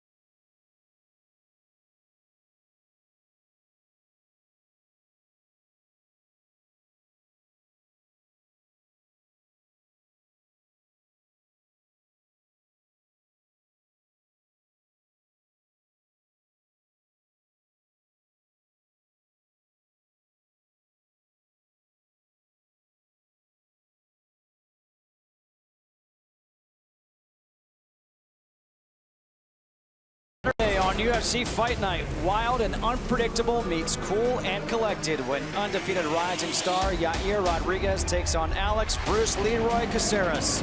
UFC Fight Night begins Saturday at 7 p.m. Eastern on FS1 or watch it live on Fox Sports Go. So wild and unpredictable meets cool and collected. It's like tonight's broadcast team. I'm going to guess the guy on the right. Mr. Wild and Unpredictable. Just a guess based on the hair. Could be completely wrong. I guess you never know. Hey, I don't want to stereotype. A new pitcher for the Cardinals. It's their new acquisition at the trade deadline, Zach Duke.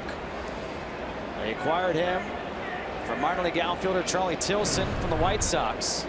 53 games, 2-0, a 2.63 ERA, 37 2/3 innings, 42 strikeouts, 16 walks. And he faces Brandon Phillips, 1 ball, 1 strike. 53 games, an American League high prior to the trade. A lefty out of the pen for Mike Matheny. This is a really nice pickup, I think, here for the St. Louis Cardinals. Kind of a sneaky move. Zach Duke has a contract that runs through next year, so this is just not a rental piece that they got. And they got themselves a reliever that they can use not just in lefty specialist situations. You see him here in the 6th inning in a 2-2 game, and Zach Duke has done a pretty good job against righties as well. The lefty numbers are so-so. The righty numbers are really good, and this is a former starter who has changed his arm angle a little bit and has really extended his career as a reliever. Missing inside. 2 balls and 2 strikes to Phillips. Take a quick look at this right here from Zach Duke. Almost looked like he was trying to catch Brandon Phillips off guard. Never completely came set. And he goes with a quick pitch, which is effective if you throw a strike. More often than not, you're going to catch a guy off guard. And Brandon Phillips smiling a little bit. You got to put that one in the back of your mind. Never know when Zach Duke's going to break that out again. Fouling it back is Phillips, who's 0 for 2, a fly out and a strikeout. You know, Adam Wainwright, his night is done. They'll get a no decision. 5 innings, 5 hits, 2 runs, both earned, a couple of walks and 6 strikeouts. In the air, center field, Piscotty is there for the first out here in the 6th.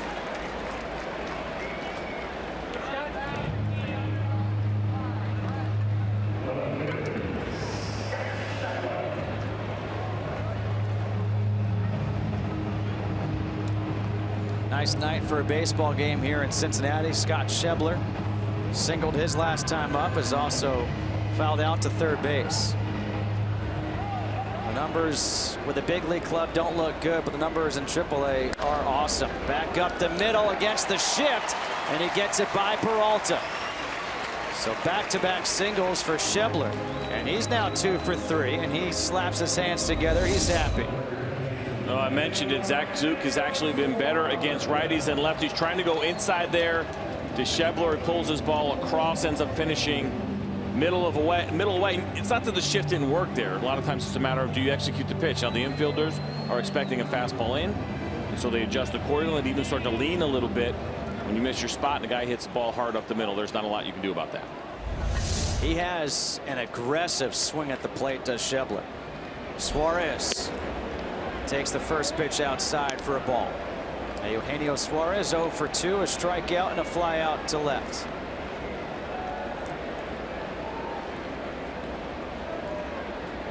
Bottom half of the 6th, all tied up at 2. Inside, 2-0.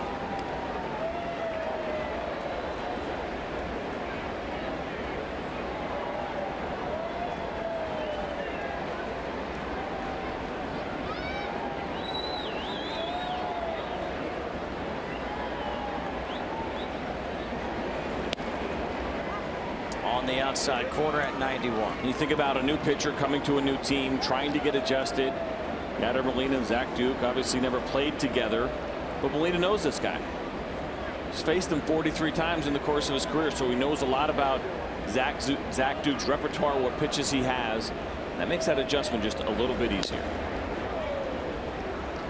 Fouled back, 2 balls and 2 strikes now to Suarez. And on the pitcher side of it, anytime you come to a new organization and you know you have a catcher like Yadier Molina, it's also a lot easier just to shake yes a lot, knowing that he's done his work and he's got a plan, and he certainly has the great history. Well, you have been traded, you've gone to different organizations, so when you are a new pitcher, what do? Go to that catcher, say, here's what I throw, and, you know, put down this number, whatever. A strikeout, hold that thought, because there are 2 outs. It's time for a game break. Let's go back to LA and check in with Chris Myers.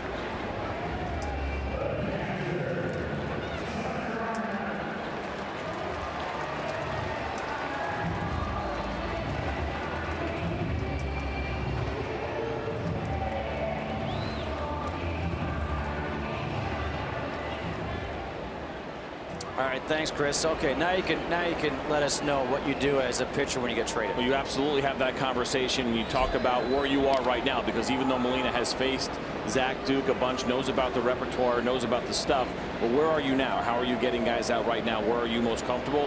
And there's going to be some times where there'll be a bumper or 2 in the road. We saw with Johnny Cueto last year. He went through a 5-start streak with Salvador Perez, who was as good as anybody behind the plate, where they just could not get on the same page. So the communication becomes key. But nothing beats the experience of getting out there during a game in the heat of competition and seeing what really works for a guy. I mean, think about it from the other side. Jonathan Lucroy, we just heard about him in that update. He's going through that with an entire pitching staff right now in Texas. That is not an easy thing to do. Tucker Barnhart, the switch hitting catcher, turning around to bat from the right side against the lefty Duke. And he takes the pitch inside. 2 balls and no strikes. 2 outs, bottom half of the 6th.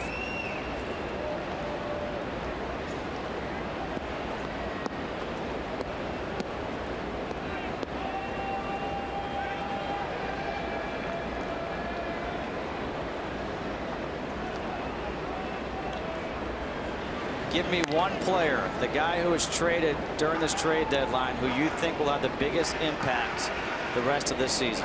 Well, that's a good one. It's going to be tough. I tell you what, it's so hard not to believe that Aroldis Chapman is not going to be getting big outs in big games in the postseason. The regular season, not as much. I think the Cubs were division winners anyway, but postseason time, Aroldis Chapman could be that guy.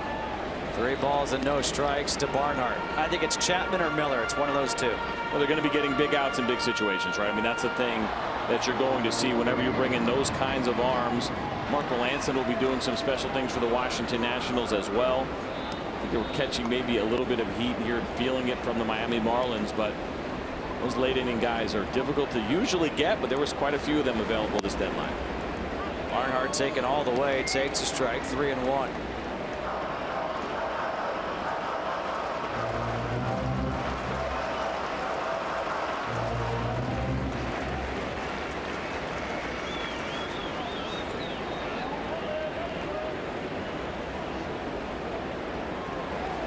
Outside, ball 4. Now Straley, he was in the on-deck circle with 78 pitches. He is now being called back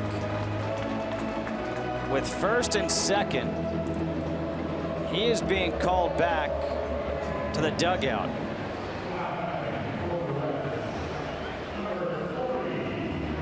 And the pinch hitter is going to be Tyler Holt.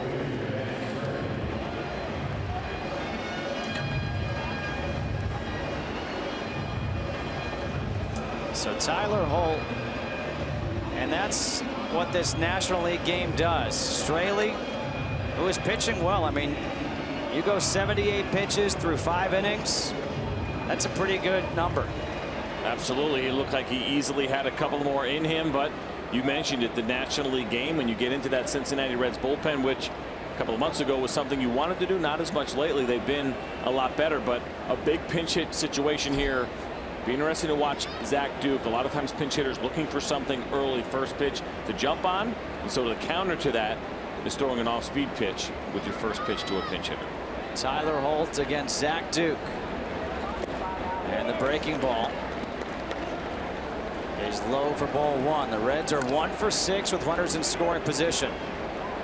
Holt .217 on the year, no home runs, 7 RBIs.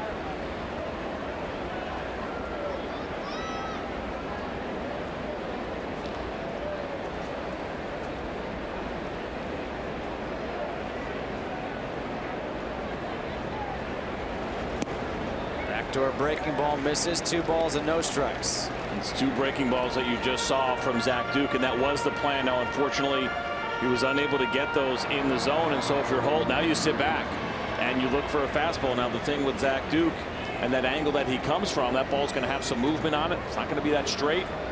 It's a pitch that he can throw behind in the count to still generate ground balls, and you can get that over-aggressive hitter. Timeout at the plate. 2 outs, bottom of the 6th inning, 2-2 ball game. Brian Price going to a pinch hitter here in the pitcher spot. Now, of course, Dan Straley, not a good hitting pitcher. Well, 0 for 2 on the night. He's 0 for the season, 0 for 32 with, I believe, 28 strikeouts. So in this situation, this is one where you got a runner in scoring position. You're trying to get that run in. Oh, absolutely, and it's the point that you go for it. But this is so fascinating to me. Watching Molina, watching Duke. What do you want to do here? What pitch do you want to throw? He's got a 59% ground ball rate, and that's because of the movement on the fastball. I'm thinking he wants to throw that fastball, try to get Holt to swing over the top of it or hit the top half of the ball. Molina might have wanted to do something else. 3 balls and no strikes. Seth Maness is up in the bullpen for the Cardinals.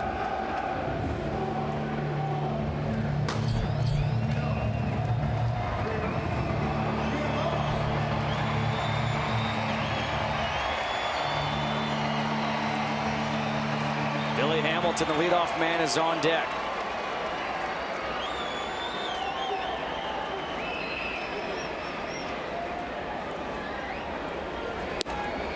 And a 4-pitch walk to the pinch hitter. Bases are loaded.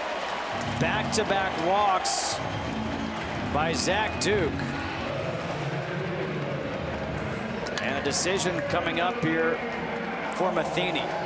With Hamilton the switch hitter, does he want him batting righty or lefty? And Duke, who is having trouble finding the plate right now.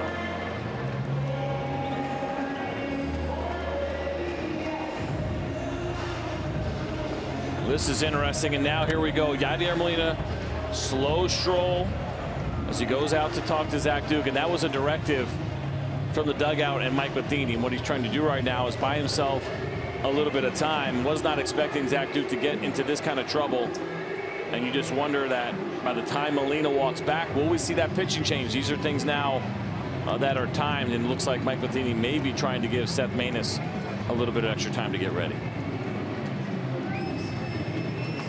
You see the phone conversation. That one goes like this: is he ready? How far away is he? How many does he need? Don't forget you get 8 more when you get out there. And Mike Matheny wants to know with confidence that his pitcher is ready before he puts him in this bases loaded situation. Here comes Matheny. And it looks like we're going to have ourselves a double switch. The pitcher spot is due up third in the next inning. Greg Garcia is going to come in to play shortstop. Johnny Peralta is going to exit the game. Ideally, in these situations, you'd like to take the last batted out of the game, but that's Molina. He's not coming out of this game, and so you go 1 up, and that's Johnny Peralta, and that's why he is now out of this baseball game.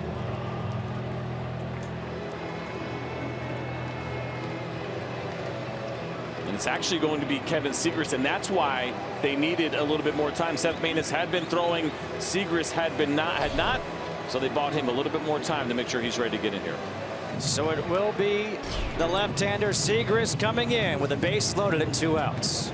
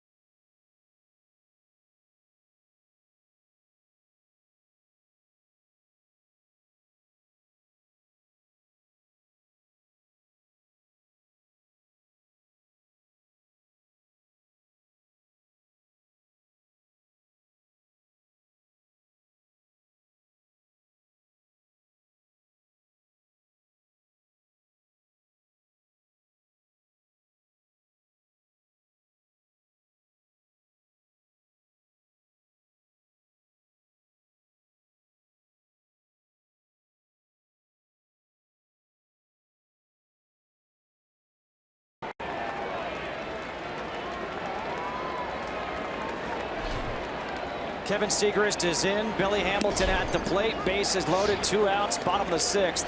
And Hamilton, the switch hitter, batting righty, takes the first pitch for a strike.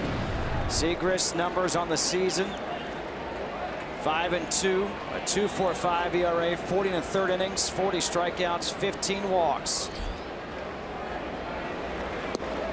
And he is quickly ahead in the count. No balls and 2 strikes. And if you're wondering about why do you go from one lefty to another, well, first of all, Zach Duke obviously having a little bit of an issue with his last 2 hitters throwing strikes, but also this is a completely different kind of lefty. This is a traditional arm angle, a little bit of a bigger fastball, and a guy who's been a little bit more dominant against righties. The 0-2 just missing inside. 1-2. Schebler at third, Barnhart at second, and Holtz at first. Hamilton behind in the count, 1 ball and 2 strikes. And a 2-2 game. Fastballs outside, 2 balls and 2 strikes. Zach Duke making his Cardinals debut. 8 of his last 9 pitches were balls. So he is out, Segrist is in, and Hamilton, you just saw his numbers with the bases full. And Billy Hamilton tonight in 4 at-bats has now seen 25 pitches. The 2-2. Low, 3-2. And now the merry-go-round will begin. What an advantage here for the Cincinnati Reds. Billy Hamilton right now knowing he can zone in on the strike zone. Runners will be in motion right here. Poke something to the outfield. That's going to be at least 2 runs.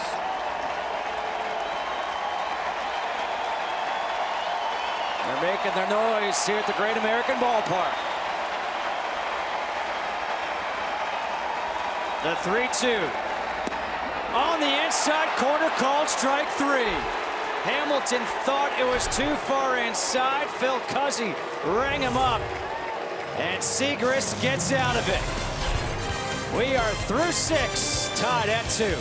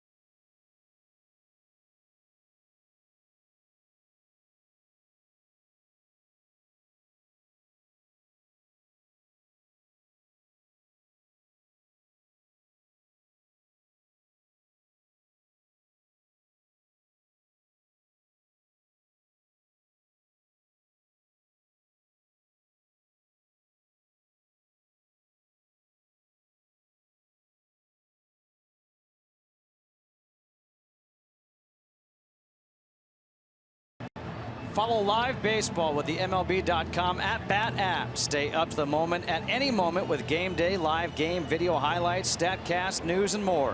Download MLB.com at-bat, the #1 app for live baseball on your phone and tablet. Top of the 7th, the new pitcher Ross Ohlendorf in for the Reds to face Jed Jerko.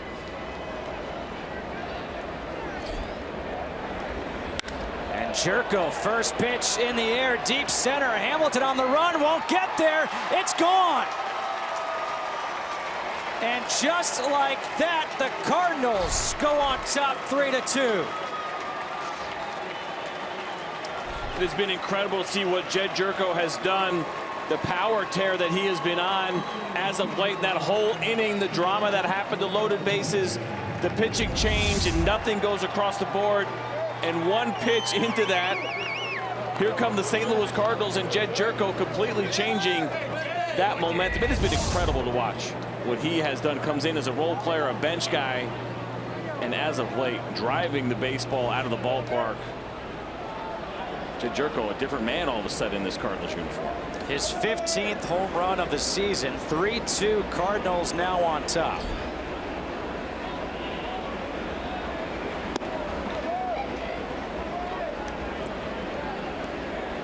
That was the 21st home run the Reds bullpen has allowed to the first batter they have faced.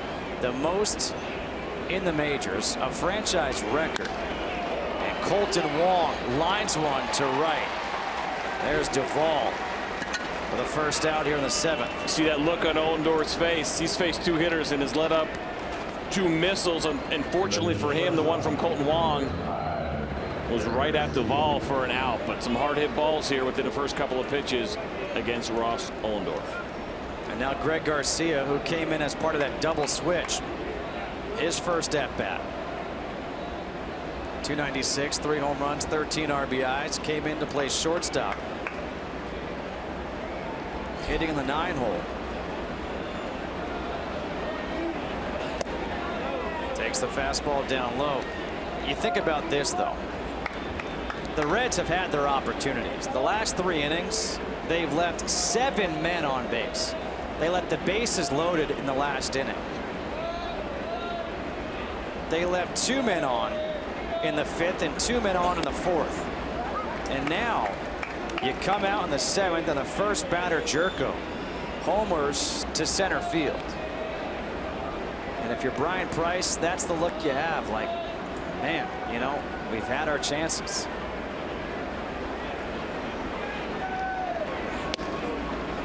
Inside, 2 balls and 1 strike. And really, Brian Price, he pushed the right buttons in what he did. He got a 2-out walk. He then brought in a pinch hitter for his pitcher, Straley. Even though Straley was doing well, you gotta go for it at that point. Gets the bases loaded, has your leadoff man on, has your leadoff man up, and Hamilton works the full count, and then looks at a close strike 3.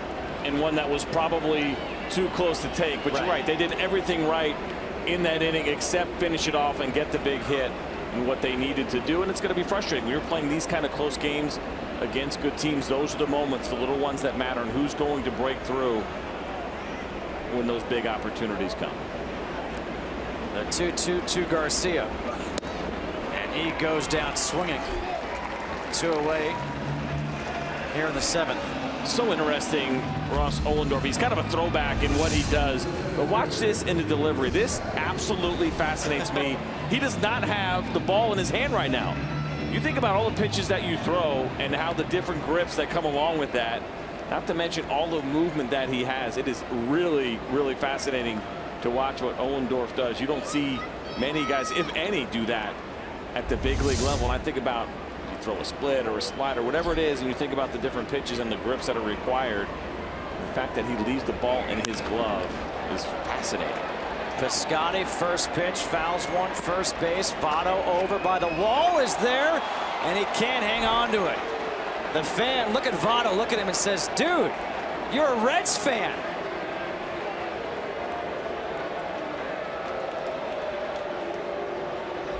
Fans got to know better than this, as Joey Votto's got a great beat on this ball. This guy's not even realizing it now.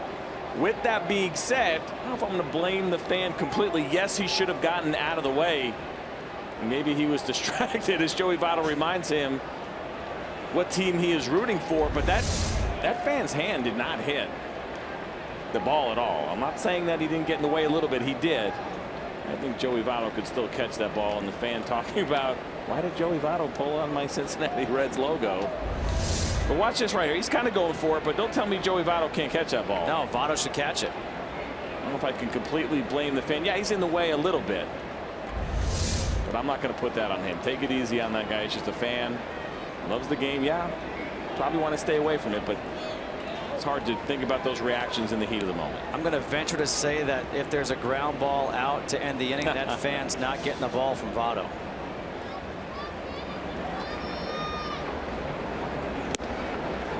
Swing and a miss. No balls and 2 strikes to Piscotty. I tell you what, this is an interesting matchup right here. This is probably one of the more intelligent matchups you'll find. Piscotty, who went to Stanford, against Ollendorf, who went to Princeton. All Ivy League all the time. Ollendorf, though, hoping to become the best friend of that guy, that fan, because if you can get Piscotty out here, all is forgiven and there will be no damage and no end result to what happened there with Joey Votto. I feel bad for him because you know right now he's putting his defense together and he's laying it out to the people that he's around and he's trying to explain the situation. When he sees the replay, he's going to feel a little bit better. The 0-2 and Piscotty goes down swinging. Jerko with a leadoff home run. We go to stretch time here in Cincinnati and the Cardinals now lead 3-2.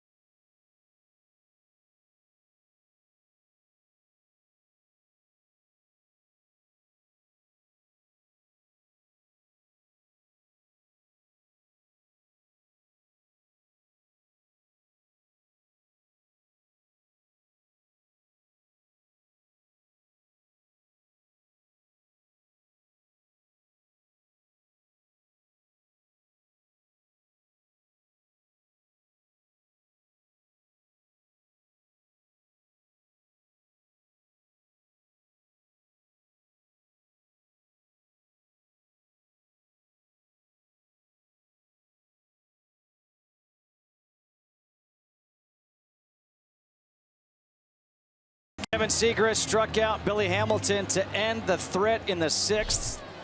With the bases loaded, now he'll face Ivan DeJesus Jr., Joey Votto, Adam Duvall here in the 7th with a lead, 3-2. And the first pitch is fouled back, 0-1. Justin Kutcher alongside C.J. Nitkowski here with you on FS1. DeJesus 1 for 3, a single his last time up. He's also lined out and grounded out to second. And while we have a minute, I want to send out our well wishes to our friend and colleague, our producer, Mike Helling, who's battling some health issues back in Colorado. Longtime St. Louis Cardinals producer, or college football producer with us on FS1. Mike, I know you're watching back in Colorado. Get well soon. We can't wait to see you back with us on baseball and football. We're all thinking about you.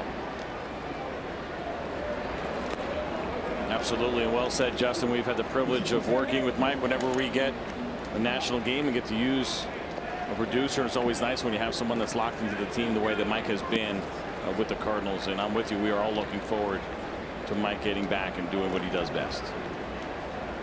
1 ball, 2 strikes here to DeJesus, leading off in the 7th.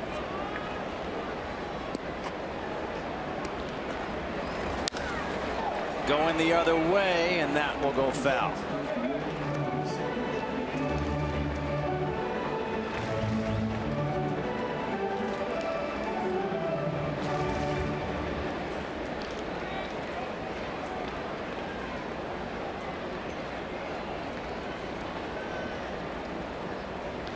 Well, DeJesus is 1 for 3 on the night, and he's 1 for 3 in his career versus Segrist.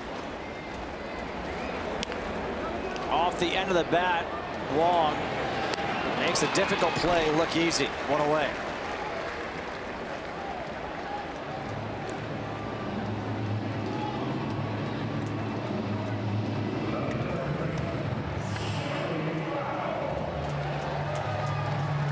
Well, now Joey Votto will step to the plate.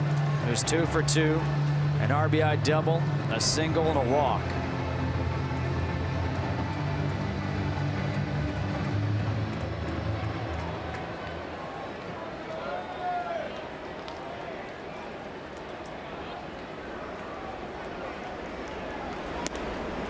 The last guy that I can think of to choke up like that was Barry Bonds.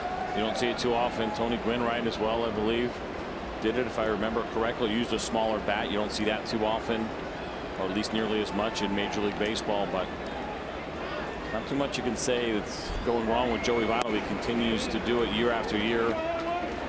Perennial MVP, Ken, the top 10 hitter, I think, without a doubt, every year in Major League Baseball. You see the struggles against Kevin Segrist that he has had in those 12 at bats, but there's that home run in there as well. And I can tell you this, as a former lefty specialist, you don't forget that. You remember exactly what he hit, and you try to stay away from it. Fastball on 2-0 in there, 2 balls and 1 strike. I'm trying to think if Jason Giambi choked up sometimes. I don't remember Giambi choking up. I faced him a decent amount of times over the course of my career. Played with him in New York as well with the Yankees. I don't remember if he did. It sticks out because, as you mentioned, it's so rare you just don't see it very often.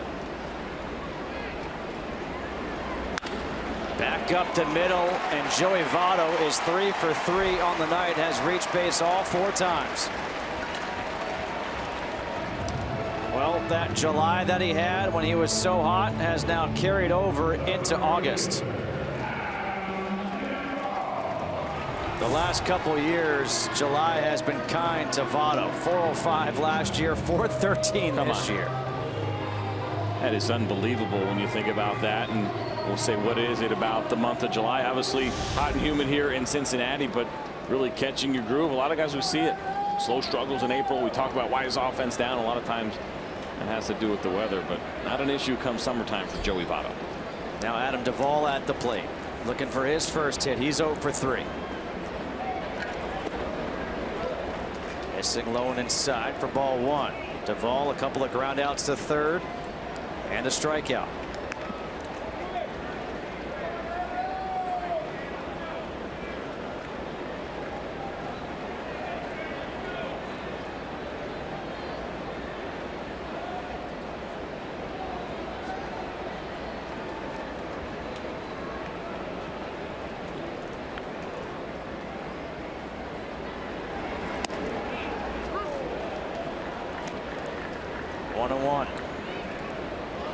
It's a good fastball from Kevin Segrist, the exact same fastball that he struck out Billy Hamilton with to end the 6th inning.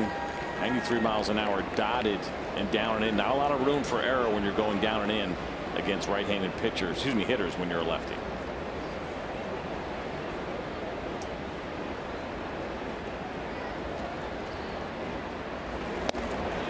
On the inside corner, 1-2. Now, when you watch Segrist pitch, he is pitching from the extreme third base side of the rubber. As a pitcher, why do you throw from one side or the other of the rubber? A lot of times it depends on what your repertoire is all about, how you like to get hitters out. If you are a heavy fastball, changeup kind of lefty, that's a good spot to be. What you lose when you go over there would be your lefty on lefty advantage with the big breaking ball, but that's not the issue for Kevin Segrist, and so he's got an advantage against righties because the ball stays in the zone longer. We also saw him, we see him like to use that fastball inside to righties as well, so he's already on that side of the plate or on that side of the pitching rubber. He doesn't have to cut that ball to get it in, and so it's a comfortable spot for him. It's a great spot for lefties if you're predominantly fastball changeup. In the dirt. It looked like off the bounce that caught Duvall. And now it's 2 balls and 2 strikes. You see this now. Here is the breaking ball. Not too many of them from Kevin Segrist. Doesn't throw it too often, but I mentioned his repertoire. 69% fastballs, 23% changeups. I'll let you do the math and add it up, but it's pretty close to 100. And what that tells you is exactly why he is on that third base side of the rubber.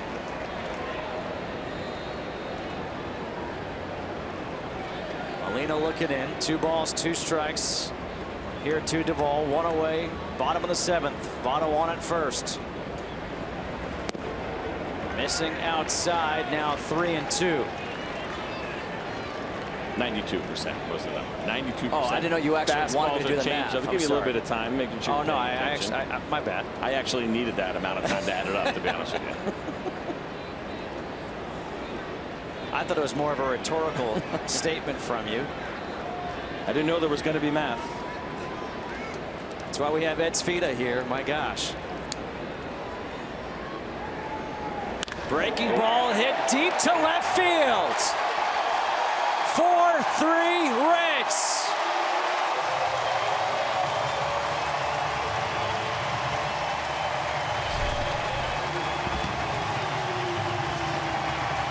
It's always easy to second guess, but we just talked about the repertoire of Kevin Seagrist and what he does so well, which is fastball, changeup, and I think he thought he had a chance to get Adam Duvall looking at a breaking ball, so he just split the plate with it, almost a get-me-over breaking ball on a 3-2 count. Look at that thing sitting right in the middle, and Adam Duvall not fooled by it at all. As he hits that thing high into the Cincinnati sky, and Kevin Seagrist will tell you, easy to second guess, but a regrettable decision when he goes to a pitch that he does not use that often. And when you're on that side of the rubber, that's not the pitch you want to throw. Seagrist will leave as the Reds now lead 4-3.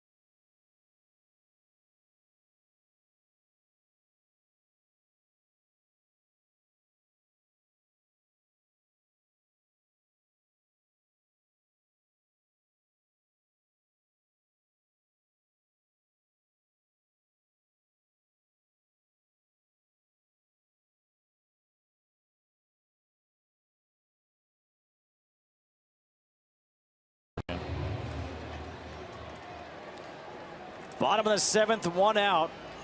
Bases are now empty after the 2-run shot by Adam Duvall.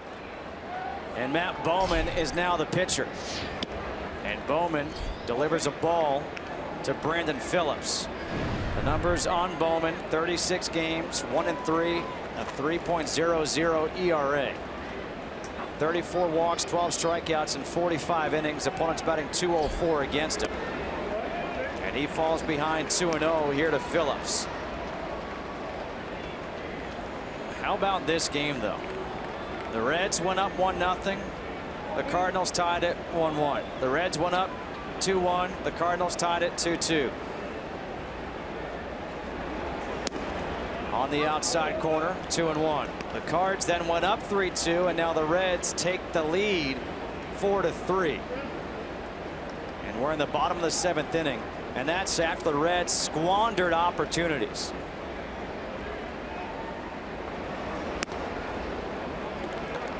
Three balls and a strike here to Phillips, who's 0 for 3 on the night. Well, it's been a very well pitched game, but it's just those couple of mistakes that hitters from both sides have taken advantage of. It was the Ohlendorf first pitch to Jet Jerko that he hit for a bomb, and then that 3-2 hanging breaking ball from Kevin Segrist. The worst of the 3 pitches in his repertoire. Thought he could get away with one, and he could not. It's been one of those games. Mistakes are going to stick out, and it's a matter of who capitalizes on the last one when this thing is all said and done. 3-2 now the count to Phillips.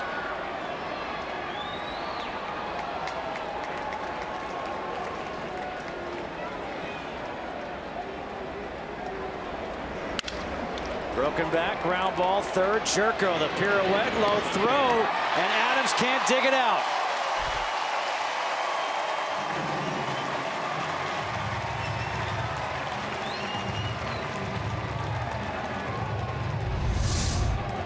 It was a broken bat by Brandon Phillips, not hit well, but a tough hop. And Jerko, you talked about the spin, and he looked like he kind of just babied that throw a little bit. Didn't want to throw it away as his body was going towards second base as he made that throw. And Matt Adams, the way he reacted, absolutely expected himself to be able to make that pick. There was some room in there. It was a long pick, but he's unable to come up with it. Still waiting to get a ruling on the play.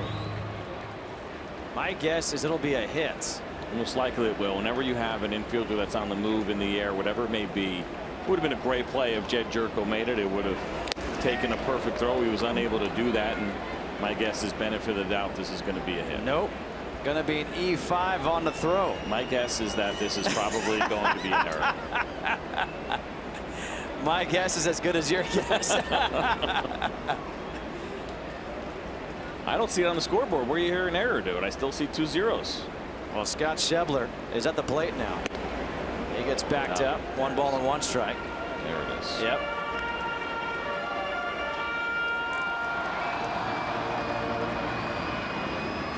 As a pitcher, I would think that you'd be, you know, a little happier with the error. Without a doubt. Without a doubt. But I'm so used to seeing, and you've seen it over the years, that it seems like less and less is expected of fielders, and so you see more balls that are called hits over errors. Adams steps on the bag. Now they have Phillips in a rundown. The throwback, and Phillips gets back safely.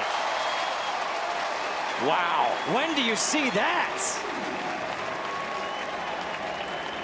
And that should have been a rundown, and Mike Matheny's going to ask for a little time as the St. Louis Cardinals are going to take a look at this on video. But Matt Adams steps on the bag, and zero hesitation from Brandon Phillips, and I think he might be out. We'll see as we get another look at it. See if that tag gets there before. He's got him there. Yeah, he's going to be called out. And you see Brandon Phillips has already come off the field. And here is where replay becomes so important as we have this conversation of keeping the pace of play. Everybody in the stadium has now seen that replay. You and I have seen it. We know he's out. Brandon Phillips knows that he's out as he's sitting in the dugout, and this is the part that has to pick up here for Major League Baseball. I tell you what, had Brandon Phillips been safe, that would have been an incredible play. It's good thinking on his part. He was dead to rights with that throw going to shortstop. He thought he was going to try to actually get into a rundown, but he just went hard all the way back in to first base.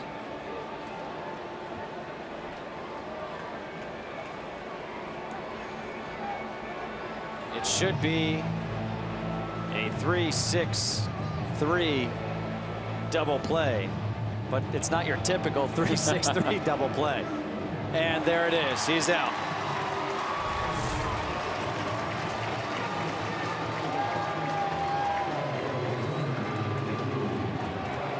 That will do it here in the 7th. But a 2-run shot by Duvall, and it's now 4-3 Cincinnati.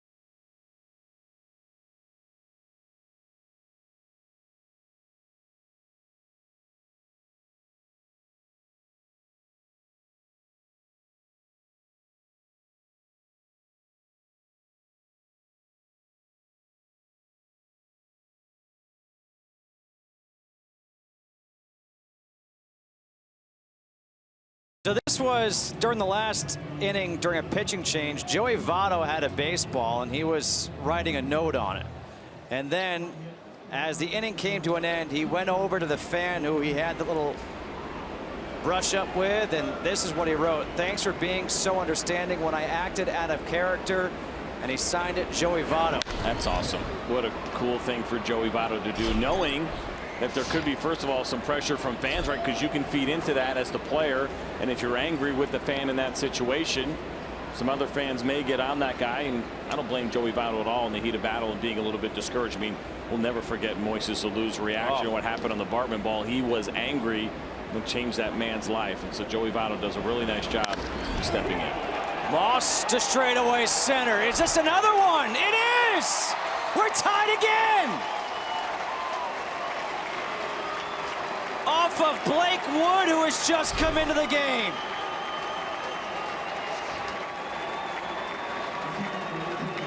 Well, first of all, Brandon Moss absolutely smoked this baseball, but the stat that we brought up earlier, it absolutely blows my mind. That is now the 22nd time that a Cincinnati Reds reliever has come in and allowed a home run to the first batter that he has faced. The fastball right down the middle.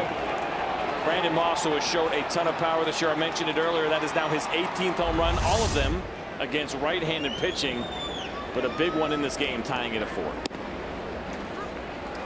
The first pitch to Matt Holliday is taken for a strike. What a game. Wow. Tied up now at 4. The Cardinals, 7 hits, 6 of them for extra bases. Matt Holliday has one of those extra base hits. He's got a double. Brendan Moss, that game-tying home run here in the 8th. That's nice, coming off the DL. What do you do? A game-tying home run in the 8th inning. He's also got a double. 2 runs scored. Don't forget the big double by Johnny Peralta as well. And guys contributing, coming off that disabled. You always worry about where they are. They can go to rehab assignment all day long. They can do simulated games, but you don't see live big league pitching. You always worry about timing and getting comfortable, but in the case of Brandon Moss and Johnny Peralta, that is obviously not a problem. Now, of course, Peralta is out of the game after the double switch.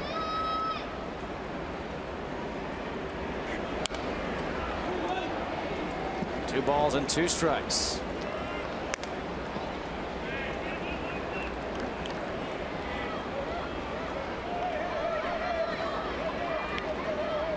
You mentioned before how Matt Holliday is still one of the strongest guys in baseball. You don't want to see something fun? Watch Matt Holliday take BP. He hits some mammoth home runs. And he takes a pitch on the outside corner, called strike 3. First out here in the 8th. Well, this is just absolute pain. Look at this fastball, 2-seam variety. That movement extremely late, and when you hit your spot, you don't have to move your glove. And Tucker Barnhart just received that one well, but dotted it up on the corner. It's a tough pitch even for Matt Holliday.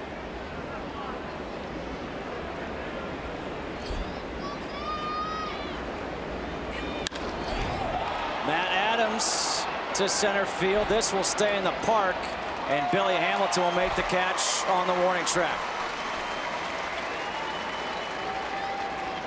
I mean, as soon as they built this park, the Great American Ballpark, people knew the ball would be flying out of here.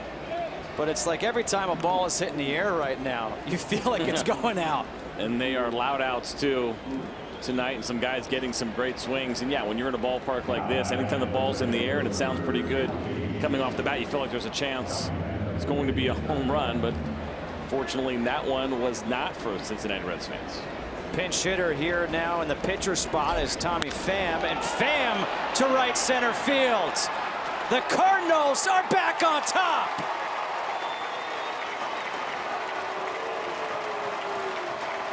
Okay, so it's every other one that goes out. And Tommy Pham has done a really nice job in getting some opportunities in center field lately, coming off the bench right now. What did I tell you earlier? When you're facing that pinch hitter, you're always concerned about the first pitch. You got to be careful, and we call that a cement mixer. Look at that ball just spinning right in the middle of the plate. Tommy Pham is not going to let that ball go by in a pinch hit situation, and he hammers it to right center. The 8th home run of the year for Pham. A pinch hit home run to give the St. Louis Cardinals the 5-4 lead, and this has been one heck of a game on a Tuesday night here in Cincinnati. Yadier Molina heading the count 1-0. He goes the other way. Yadier Molina into the corner. Molina heading for second. Here comes the throw, cut off by Phillips, and it's a 2-out double for Molina.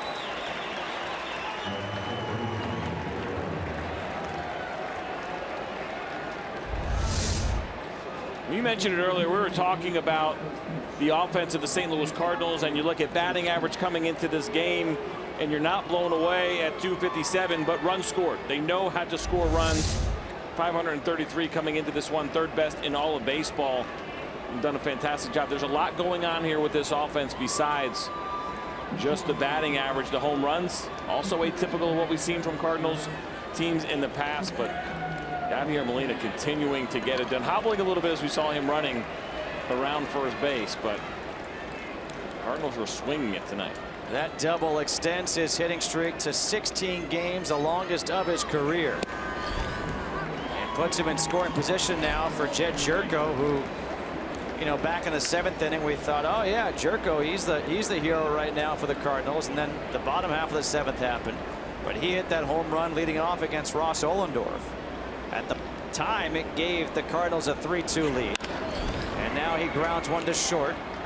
DeJesus Jr. makes the play, but the fireworks here in Cincinnati. Brandon Moss and Tommy Pham with homers. We go to the bottom of the 8th. It's now 5-4 St. Louis.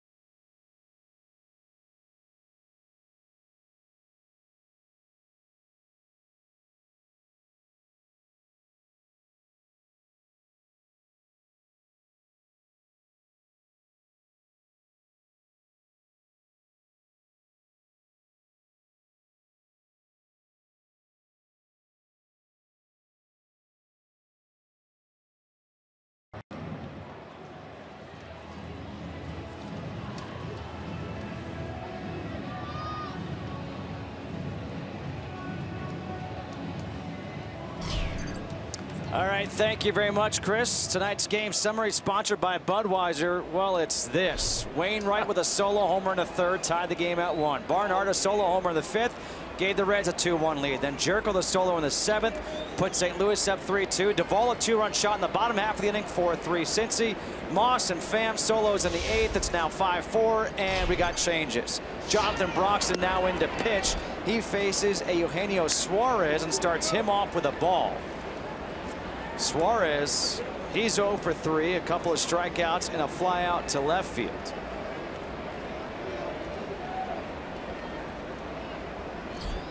The 1-0. Inside. Now 2 balls and no strikes. The other changes. The outfield is different for St. Louis. Brandon Moss went from right field to left field. Piscotty went from center to right. And Tommy Pham, who hit the go-ahead home run in the top half of the inning as a pinch hitter, stays in the game at center. You got it? Good. I don't have it, but I'm going to trust that what you have is right. And what you see there is the great flexibility. You're finally learning. Yeah, the great flexibility that Mike Matheny has to be able to move different guys around into the outfield, to be able to bring Brandon Moss if he ever had to bring him into first base. Lots of things here happening for the St. Louis Cardinals, and really just speaks to such a trend that we're seeing around Major League Baseball to move so many guys. I mean, you've now taken out your starting shortstop, you've moved your starting center fielder. Flexibility is paramount in MLB in 2016. Pulled foul by Suarez, and now it's 2 balls and 2 strikes. Broxton on the year is 3-2 with a 3.92 ERA. 45 games, 41 1/3 innings, 33 strikeouts, 19 walks. Bit too many walks for the liking. 201 opponent batting average. The big right-hander.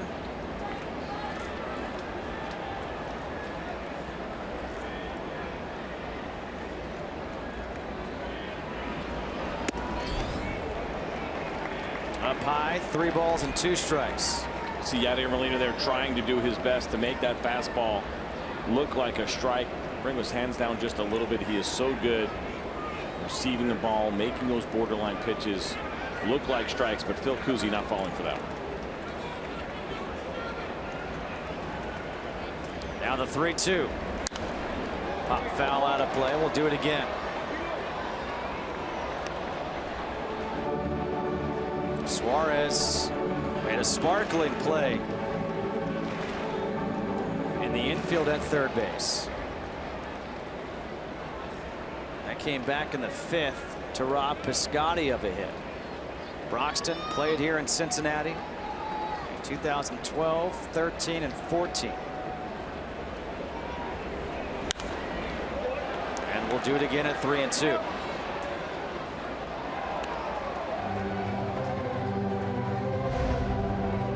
At one point, Jonathan Broxton was one of the premier closers in baseball.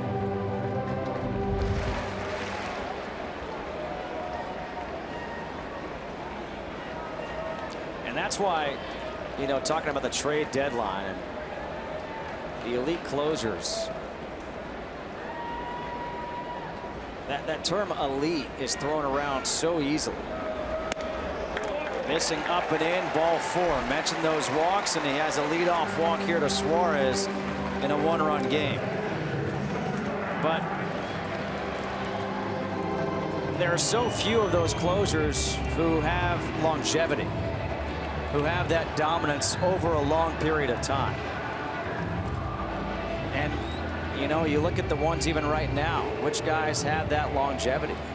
Well, the swing and miss stuff is so important. So when you have an Aroldis Chapman arsenal, when you have an Andrew Miller, Craig Kimbrell, you feel pretty good about these guys and their ability to sustain what they do. But it is not an easy thing. Relievers are fickle. We have the conversation all the time. Year to year, a lot can happen. It's a difficult thing to do, to be able to be ready for 162 games a year. You're not going to have to throw in that many, but you have to be ready every single day.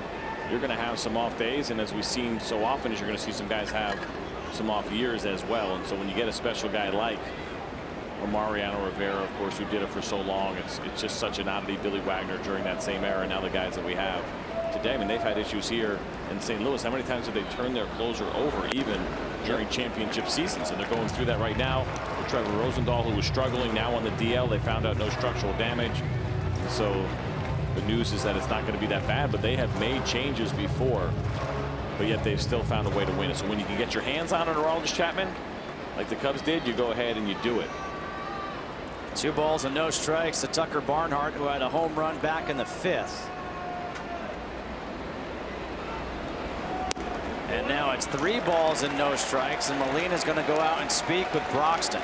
A little frustration there from Molina, and I'm sure there's going to be some right now, at least internally, for Mike Matheny, thinking about trying to get a reliever to throw up a 0 right now, as this game has been a battle of going back and forth, and you get into the 8th inning and you need your guys to be able to come in and shut it down. You're not going to do it every night. Of course, those expectations are unrealistic, but when you walk the 7th hitter and then fall behind the 8-hole hitter. That's legitimate frustration that's going to come out. Yadier Molina doesn't want to see it, so he's trying to get Jonathan Broxton back on track. Got to be thinking Barnhart taking here on 3-0. He is, and it's a 4-pitch walk, back-to-back walks by Broxton. And now we're going to have a pinch hitter. It's going to be Tony Renda. And Renda is going to be making his major league debut. And here comes Mike Matheny out from the dugout.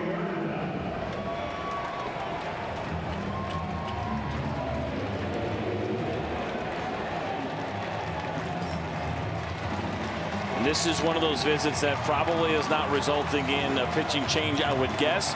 But Mike Matheny wants to have a word with Jonathan Broxton, getting him back on track. A little bit of a pep talk. You have to do it once in a while. They're few and far between. You have to pick your spots when you see your guy come out.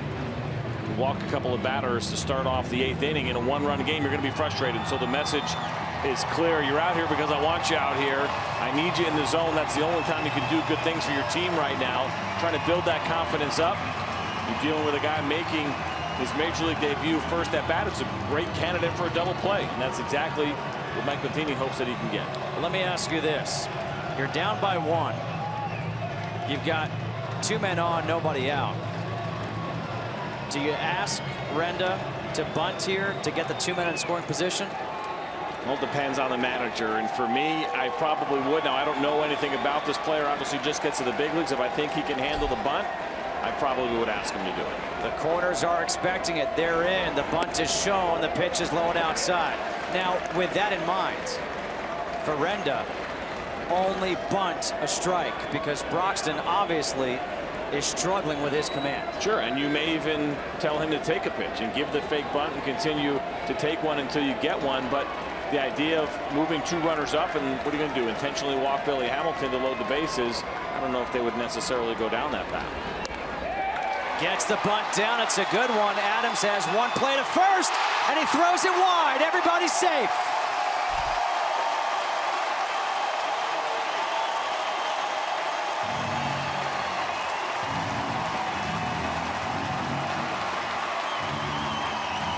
We just saw Renda hustle down the line right out of the box. He did a good job of deadening the baseball, getting the bunt down, but he wasn't satisfied with just that. Watch this hustle out of the box by Tony Renda. Stays in there, gets it down, head down and go. Matt Adams picks this baseball up, and you see him go to pump in the glove and just very tentative right there. Didn't set his feet. Feet were not moving toward first base. He babied that ball, and he ends up throwing it away. It's going to be a sacrifice E3 and another pitching change in double switch now for the Cardinals. Bases are loaded. Nobody out. Bottom of the 8th inning. And Jonathan Broxton has nobody to blame but himself, walking the first 2 batters he faced, Suarez and Barnhart. And then a sacrifice bunt by the pinch hitter Renda. An error by Adams. And oh boy, things are getting interesting here in Cincinnati. Bases are loaded. Oh is coming in. Oh my.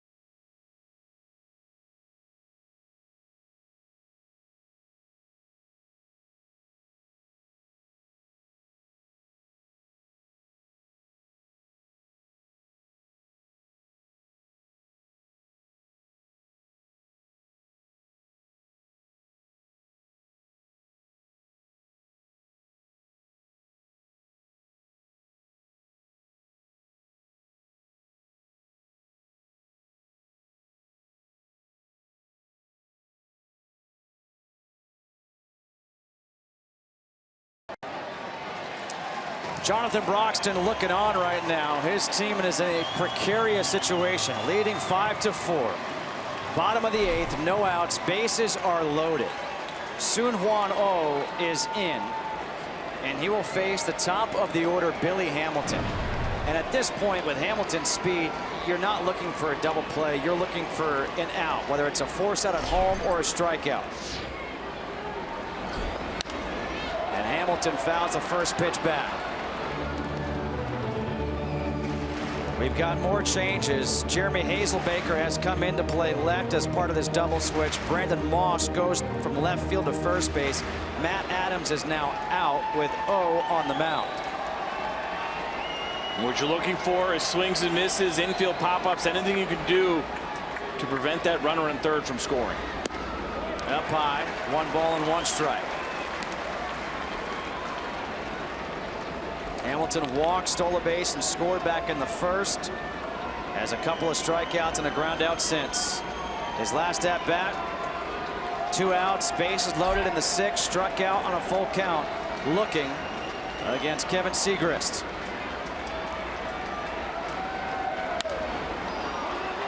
Fouls it back again, 1-2. You mentioned before how important it is to have a catcher that you trust so you can bury one in the dirt. There may not be a better catcher in baseball than the guy behind the plate right now for the Cardinals in Yadier Molina. If you want to bury one in the dirt, he's the guy you want back there. Well, it's the slider that O has that he uses a lot. He also has the split finger, not as prominent for him, but yes, the confidence to throw that thing down right now as you go for the swing and miss. Foul tipped off the glove of Molina. Staying alive is Hamilton.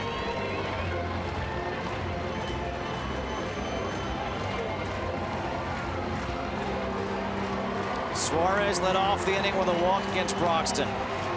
Barnhart walked as well. Renda in his major league debut sacrifice E3. And Hamilton behind in the count, 1-2. Another 1-2. Foul tip into the mitt, 1 away.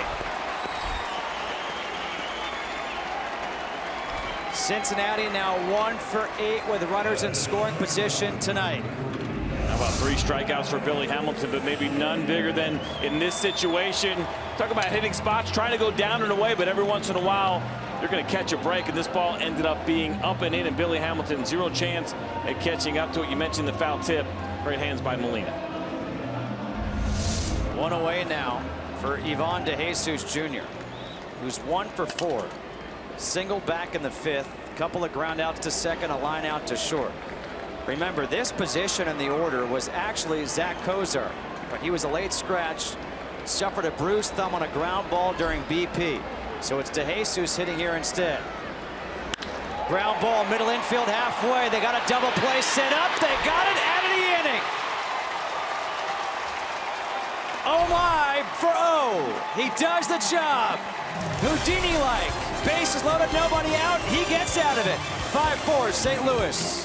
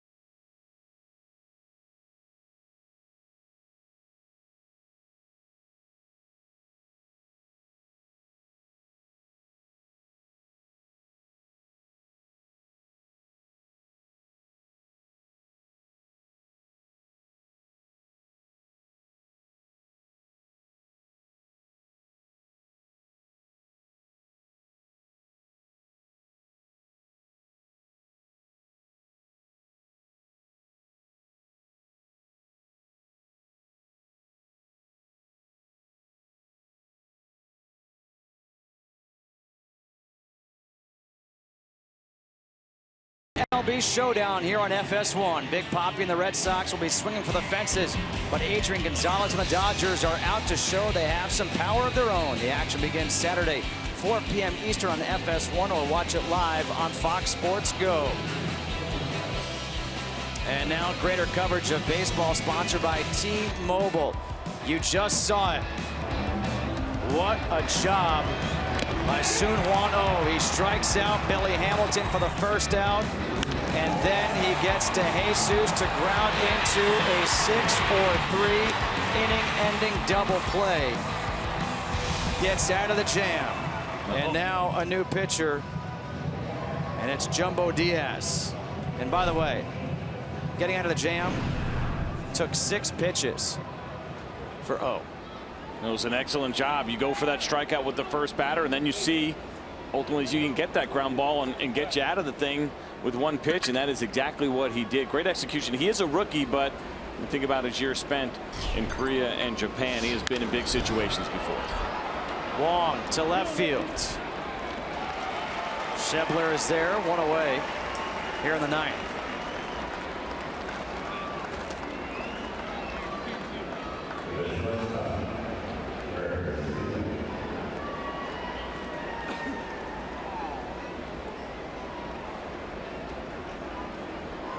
Greg Garcia, who came in as part of a double switch, took over for Johnny Peralta at shortstop. Hits in the 9 spot. Now's the first one back. 0-1. See that pitch right there at 97 miles an hour from Jumbo Diaz. He will average right around 96. A little bit of an up and down career for him, one that got started late in the big leagues, but you see the fastball, and that's something that the Cincinnati Reds get excited about and believe that he can be an impact reliever. Just a little bit more consistency. The off-speed stuff, the secondary stuff, excuse me, needs to be a little bit better and keeping him in the zone a little bit more, but he absolutely has the kind of stuff to turn into high leverage situations and executing big outs. 1 ball, 1 strike to Garcia. Now back again, 1-2. You know, I go back to that job by O in the inning, and a couple of things come to mind. One, the first time we had the Cardinals this year and sitting down with Mike Matheny and asking him about O, he said this guy is just a bulldog. He always wants the ball. He just always wants it. When you go and you go to take the ball from him, he kind of looks at you like, what are you doing? And he wants to pitch every day. That's one thing. 2, to come into the situation, and obviously it's so different. I mean, this is a game on August 2nd, but to come in, bases loaded, 1-run game, 8th inning. I mean, the last time, it reminds me of seeing what, to me, flashback Game 7, 2003 ALCS, Mike Mussina coming in against the Red Sox, and he got out of it. And I know it's so different magnitude, the pressure and everything, but that's what my mind went back to. Just the way he did that, the way he stepped up was what you want out of a guy like that in that position. You don't get the nickname the Stone Buddha without being calm and cool and collected in big situations, and that is exactly O's nickname. One of the 2 that Baseball Reference has listed. The Final Boss, or Final Boss is the other. Love them both. They're fantastic nicknames, but you get that because you're a closer who has done it in big situations, and closers that have done it with the experience just don't get overwhelmed by these kinds of moments or those kinds of moments. And he executed when he had to, and even though we missed that spot against Billy Hamilton, there's enough stuff there for him to be able to get the swing and miss and get that first big strikeout. A broken bat for Garcia. And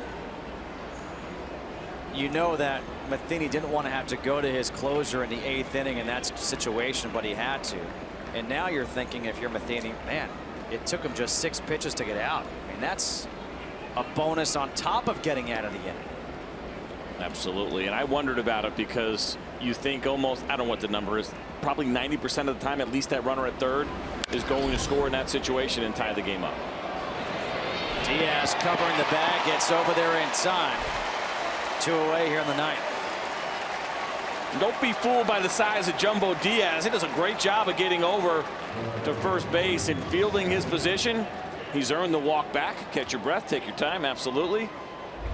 But good athleticism here by the big man. Watch him get off right away. Doesn't even wait a second. Zero hesitation. The race is on, and he is there in plenty of time. 2 away, top of the order. It's Stephen Piscotty. I want to finish this real quick, and I know we'll have a chance to talk about him a little bit more next inning, but you mentioned, not only he's done a great job this year as technically a rookie, but comes in at a salary of just $2.5 million. This was an excellent find by the St. Louis Cardinals and their Pacific Rim scouts. Deserve a lot of credit for identifying him, bringing him in here, and he's going to be a difference maker, taking over for Trevor Rosenthal with all the issues that he has had this year. It's a great job by that Pacific Rim scouting department. So impressed by the Cardinals and their entire scouting department, whether it's in the Pacific Rim, here in the States, Latin America. Big swing at 97 by Piscotty. But the organizational depth that the Cardinals have put together to withstand all the injuries this year, to draft players like you had mentioned, Matt Adams, and have him come up and be a productive major league player. Whew. That's just, here's a fastball, see if you can hit it, and Piscotty saying, okay, taking a big hack, and Jumbo Diaz winning on back-to-back pitches. And elevating it too. That's the difference too. 97 down in the zone is a little bit easier to hit than 97 up at your eyes, but it looks good when it's coming in, and Piscotty's been unable to lay off of it, and it'll be interesting to see if they go up there again. Up and in at 98. 2-2.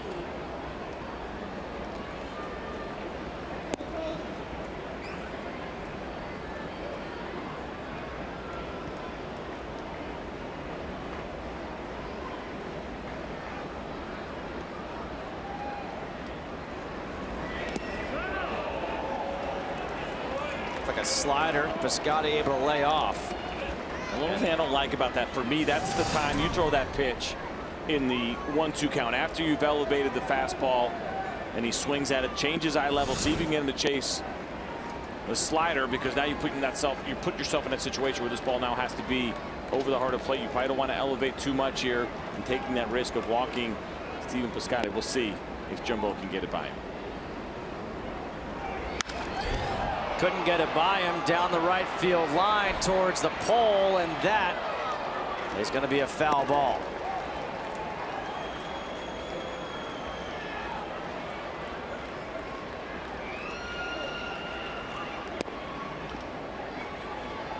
I've always wondered, how much of it, when you get a guy like Jumbo Diaz, he's facing a guy like Stephen Piscotty, how much does that ego come in? Saying, gosh, I know I can throw it hard. Can this guy hit, my best stuff? Oh, from the pitcher side, it happens all the time. But what Jumbo needs to do here is be smart and think about hitting his spot. For Stephen Piscotty, I think you're getting rid of the slider and you're only thinking about the fastball. It's 97, 98. You got to get the bat going. Fastball misses high and outside, so Piscotty wins the battle and works the walk. The best seats at every ballpark for every game. Visit MLB.com/tickets today.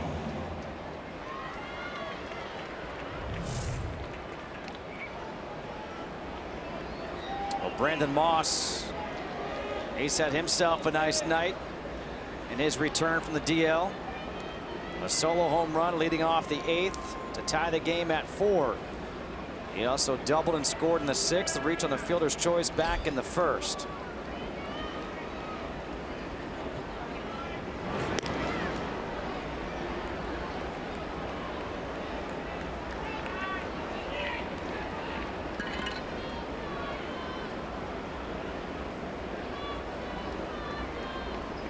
Cardinals enter tonight a half game back of that second wild card spot in the National League.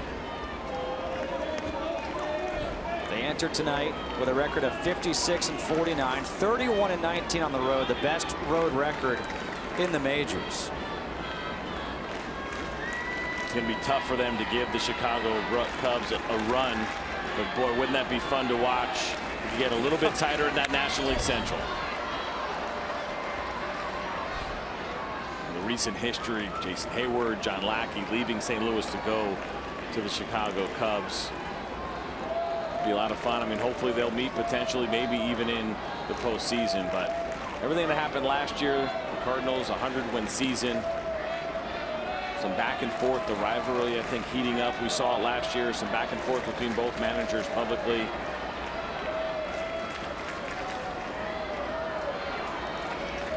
A throw over to first base. Piscotty back in, standing up.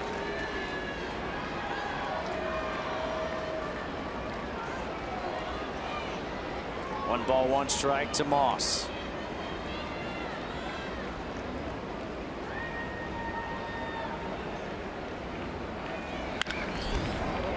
Off the end of the bat, shallow right. That'll drop in for a base hit. Duvall comes up throwing all the way through to third. Piscotty's in there safely. Runners on the corners, 2 outs here in the 9th. The 3rd hit of the night for Brandon Moss. I guess you could say it's a nice welcome return for Cardinals fans seeing Brandon Moss in the lineup.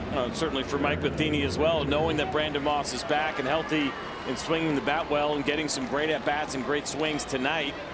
Didn't hit this ball particularly hard. Tough fastball from Jumbo Diaz. As we see that replay, a little over-ambitious from Adam Duvall making that throw right there. You got to be careful. You don't want another runner to get into scoring position.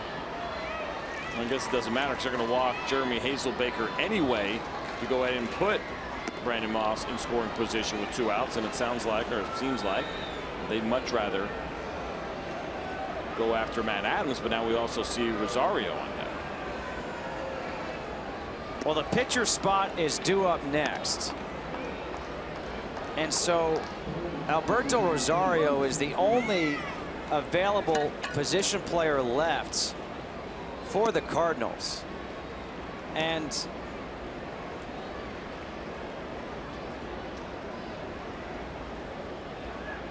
you just kind of wonder.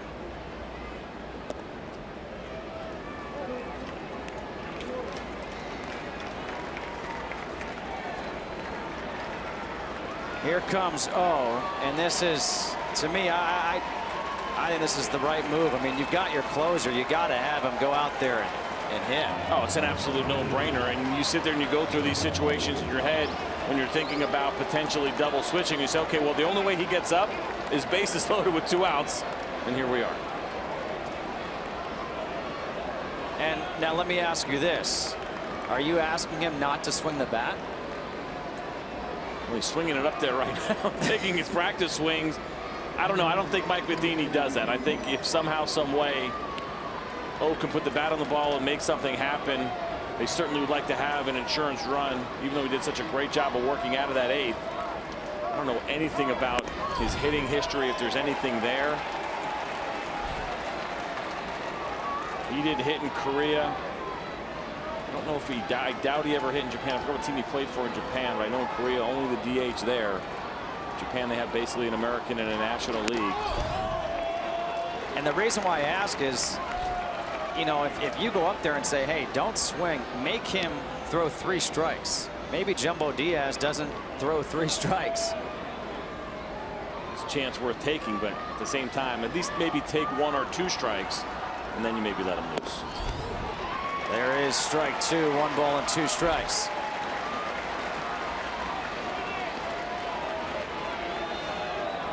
I just think with the risk of injury, with what's at stake, I'd rather have a 1-run lead than have him injure himself. And he's not swinging, goes down looking. And so it's a 1-run game going to the bottom of the 9th inning. 2 up. Votto, Duvall, Phillips. Should be fun. Don't go anywhere.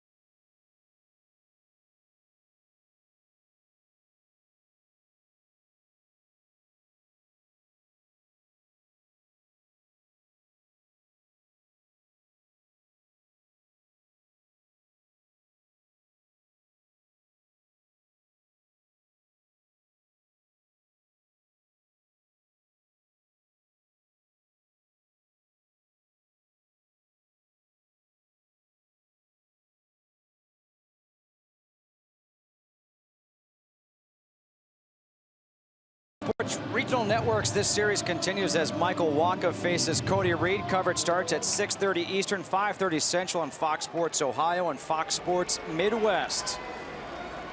Bottom of the ninth, 5-4. Cardinals lead the Reds. Joey Votto leading off to right, and that drops in front of Piscotty.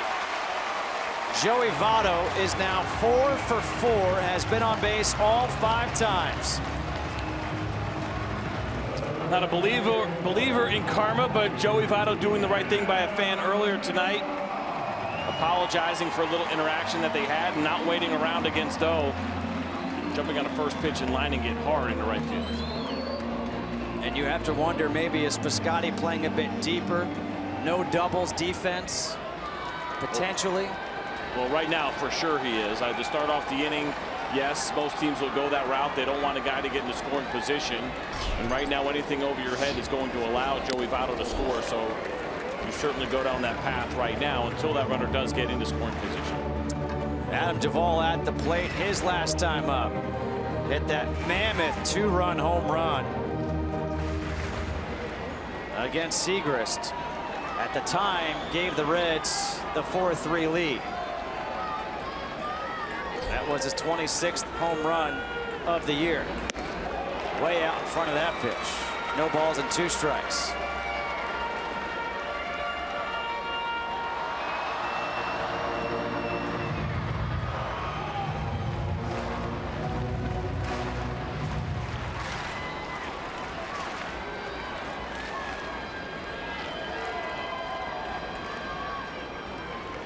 The 0-2.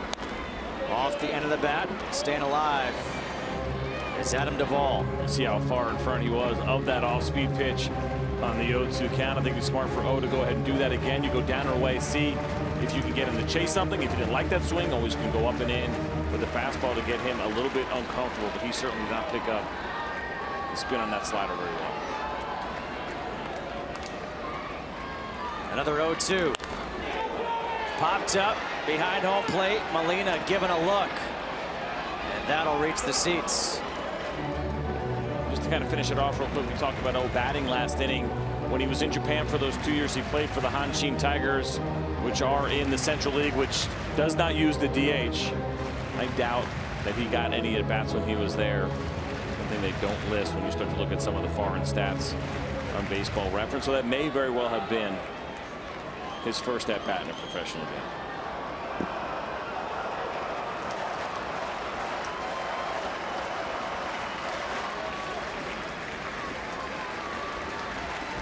It was not. 2 at-bats, 1 for 2. Another 0-2. Missing outside at 95, 1-2. Anytime you want to bail me out, Ed, I'm right over here, man. Mr. Stat Guy just let me just dig my own grave over here. Just here's a shovel, CJ. Knock yourself out.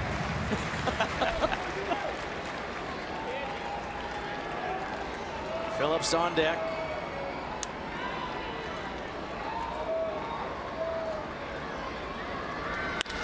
Line drive, base hit. Votto, he will hold up at second. First and second, nobody out here in the bottom of the ninth.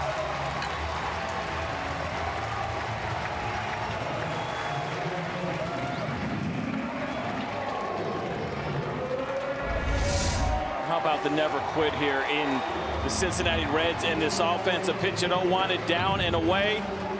He elevates it just enough for Adam Duvall to be able to line that ball into left center field. And give some credit here to the Cincinnati Reds. You can think about the season that they have gone through and trading away some players, some big ones, some big names, not only this year, but over the last couple of years. It's easy to put your head down in those situations, and these veterans just have not done that. They continue to fight.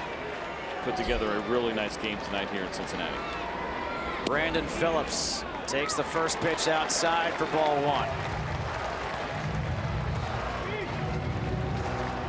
Phillips reached on an error his last time up, the throwing error by Jerko. He's 0 for 4. An RBI would tie it.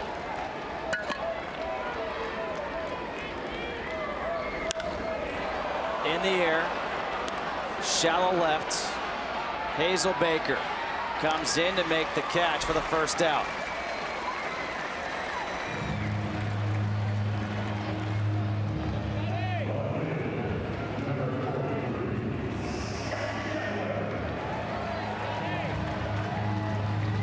Now Scott Schebler, who has swung the bat well.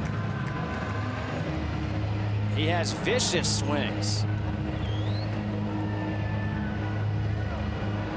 He's 2 for 4, a couple of singles, a ground out to third, and he fouled out to third. First and second, 1 out, bottom 9.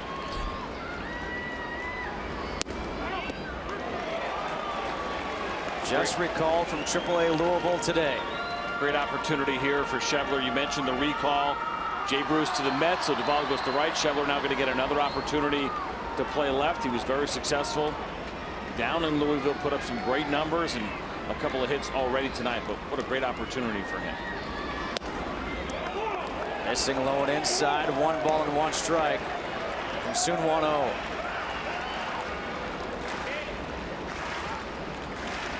Over 25,000 here tonight at Great American Ballpark.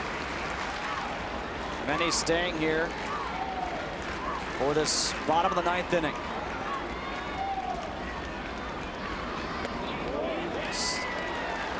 Low and inside, 2 balls and 1 strike. The Reds tonight are 1 for 10 with runners in scoring position. Keep an eye on pitch selection here, and this is where a guy like in big situations can throw that slider, throw that splitter, a well-located fastball, trying to take advantage of the aggressiveness. You talked about it. Schebler's a big swinger. You locate a pitch here, and especially an off-speed pitch, you can get that ground ball, get yourself a double play, and get out of this inning. Deep to right. If it's fair, it's gone. Gone. Reds win.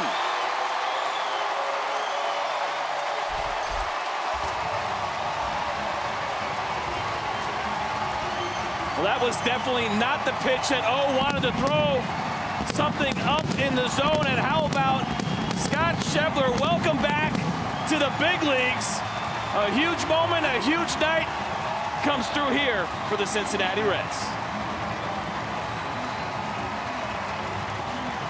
Welcome back indeed.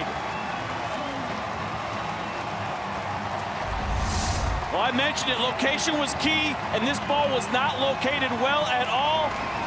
Scott Schebler took that big swing. We know the power is there. You leave him something over the middle of the plate in a 2-1 count, and he will absolutely annihilate it. He crushed this baseball at a Great American Ballpark.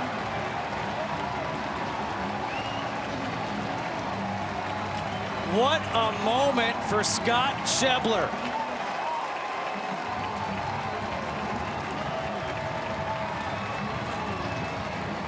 And as equally a tough moment for he does such an excellent job of getting out of that 8th inning, bases loaded, nobody out, is able to maintain the lead for the St. Louis Cardinals, and he gets a fresh inning in the 9th, and he's unable to do so. For CJ Nitkowski and our entire crew here in Cincinnati, I am Justin Kutcher saying so long. What a game. 7-5 Reds win.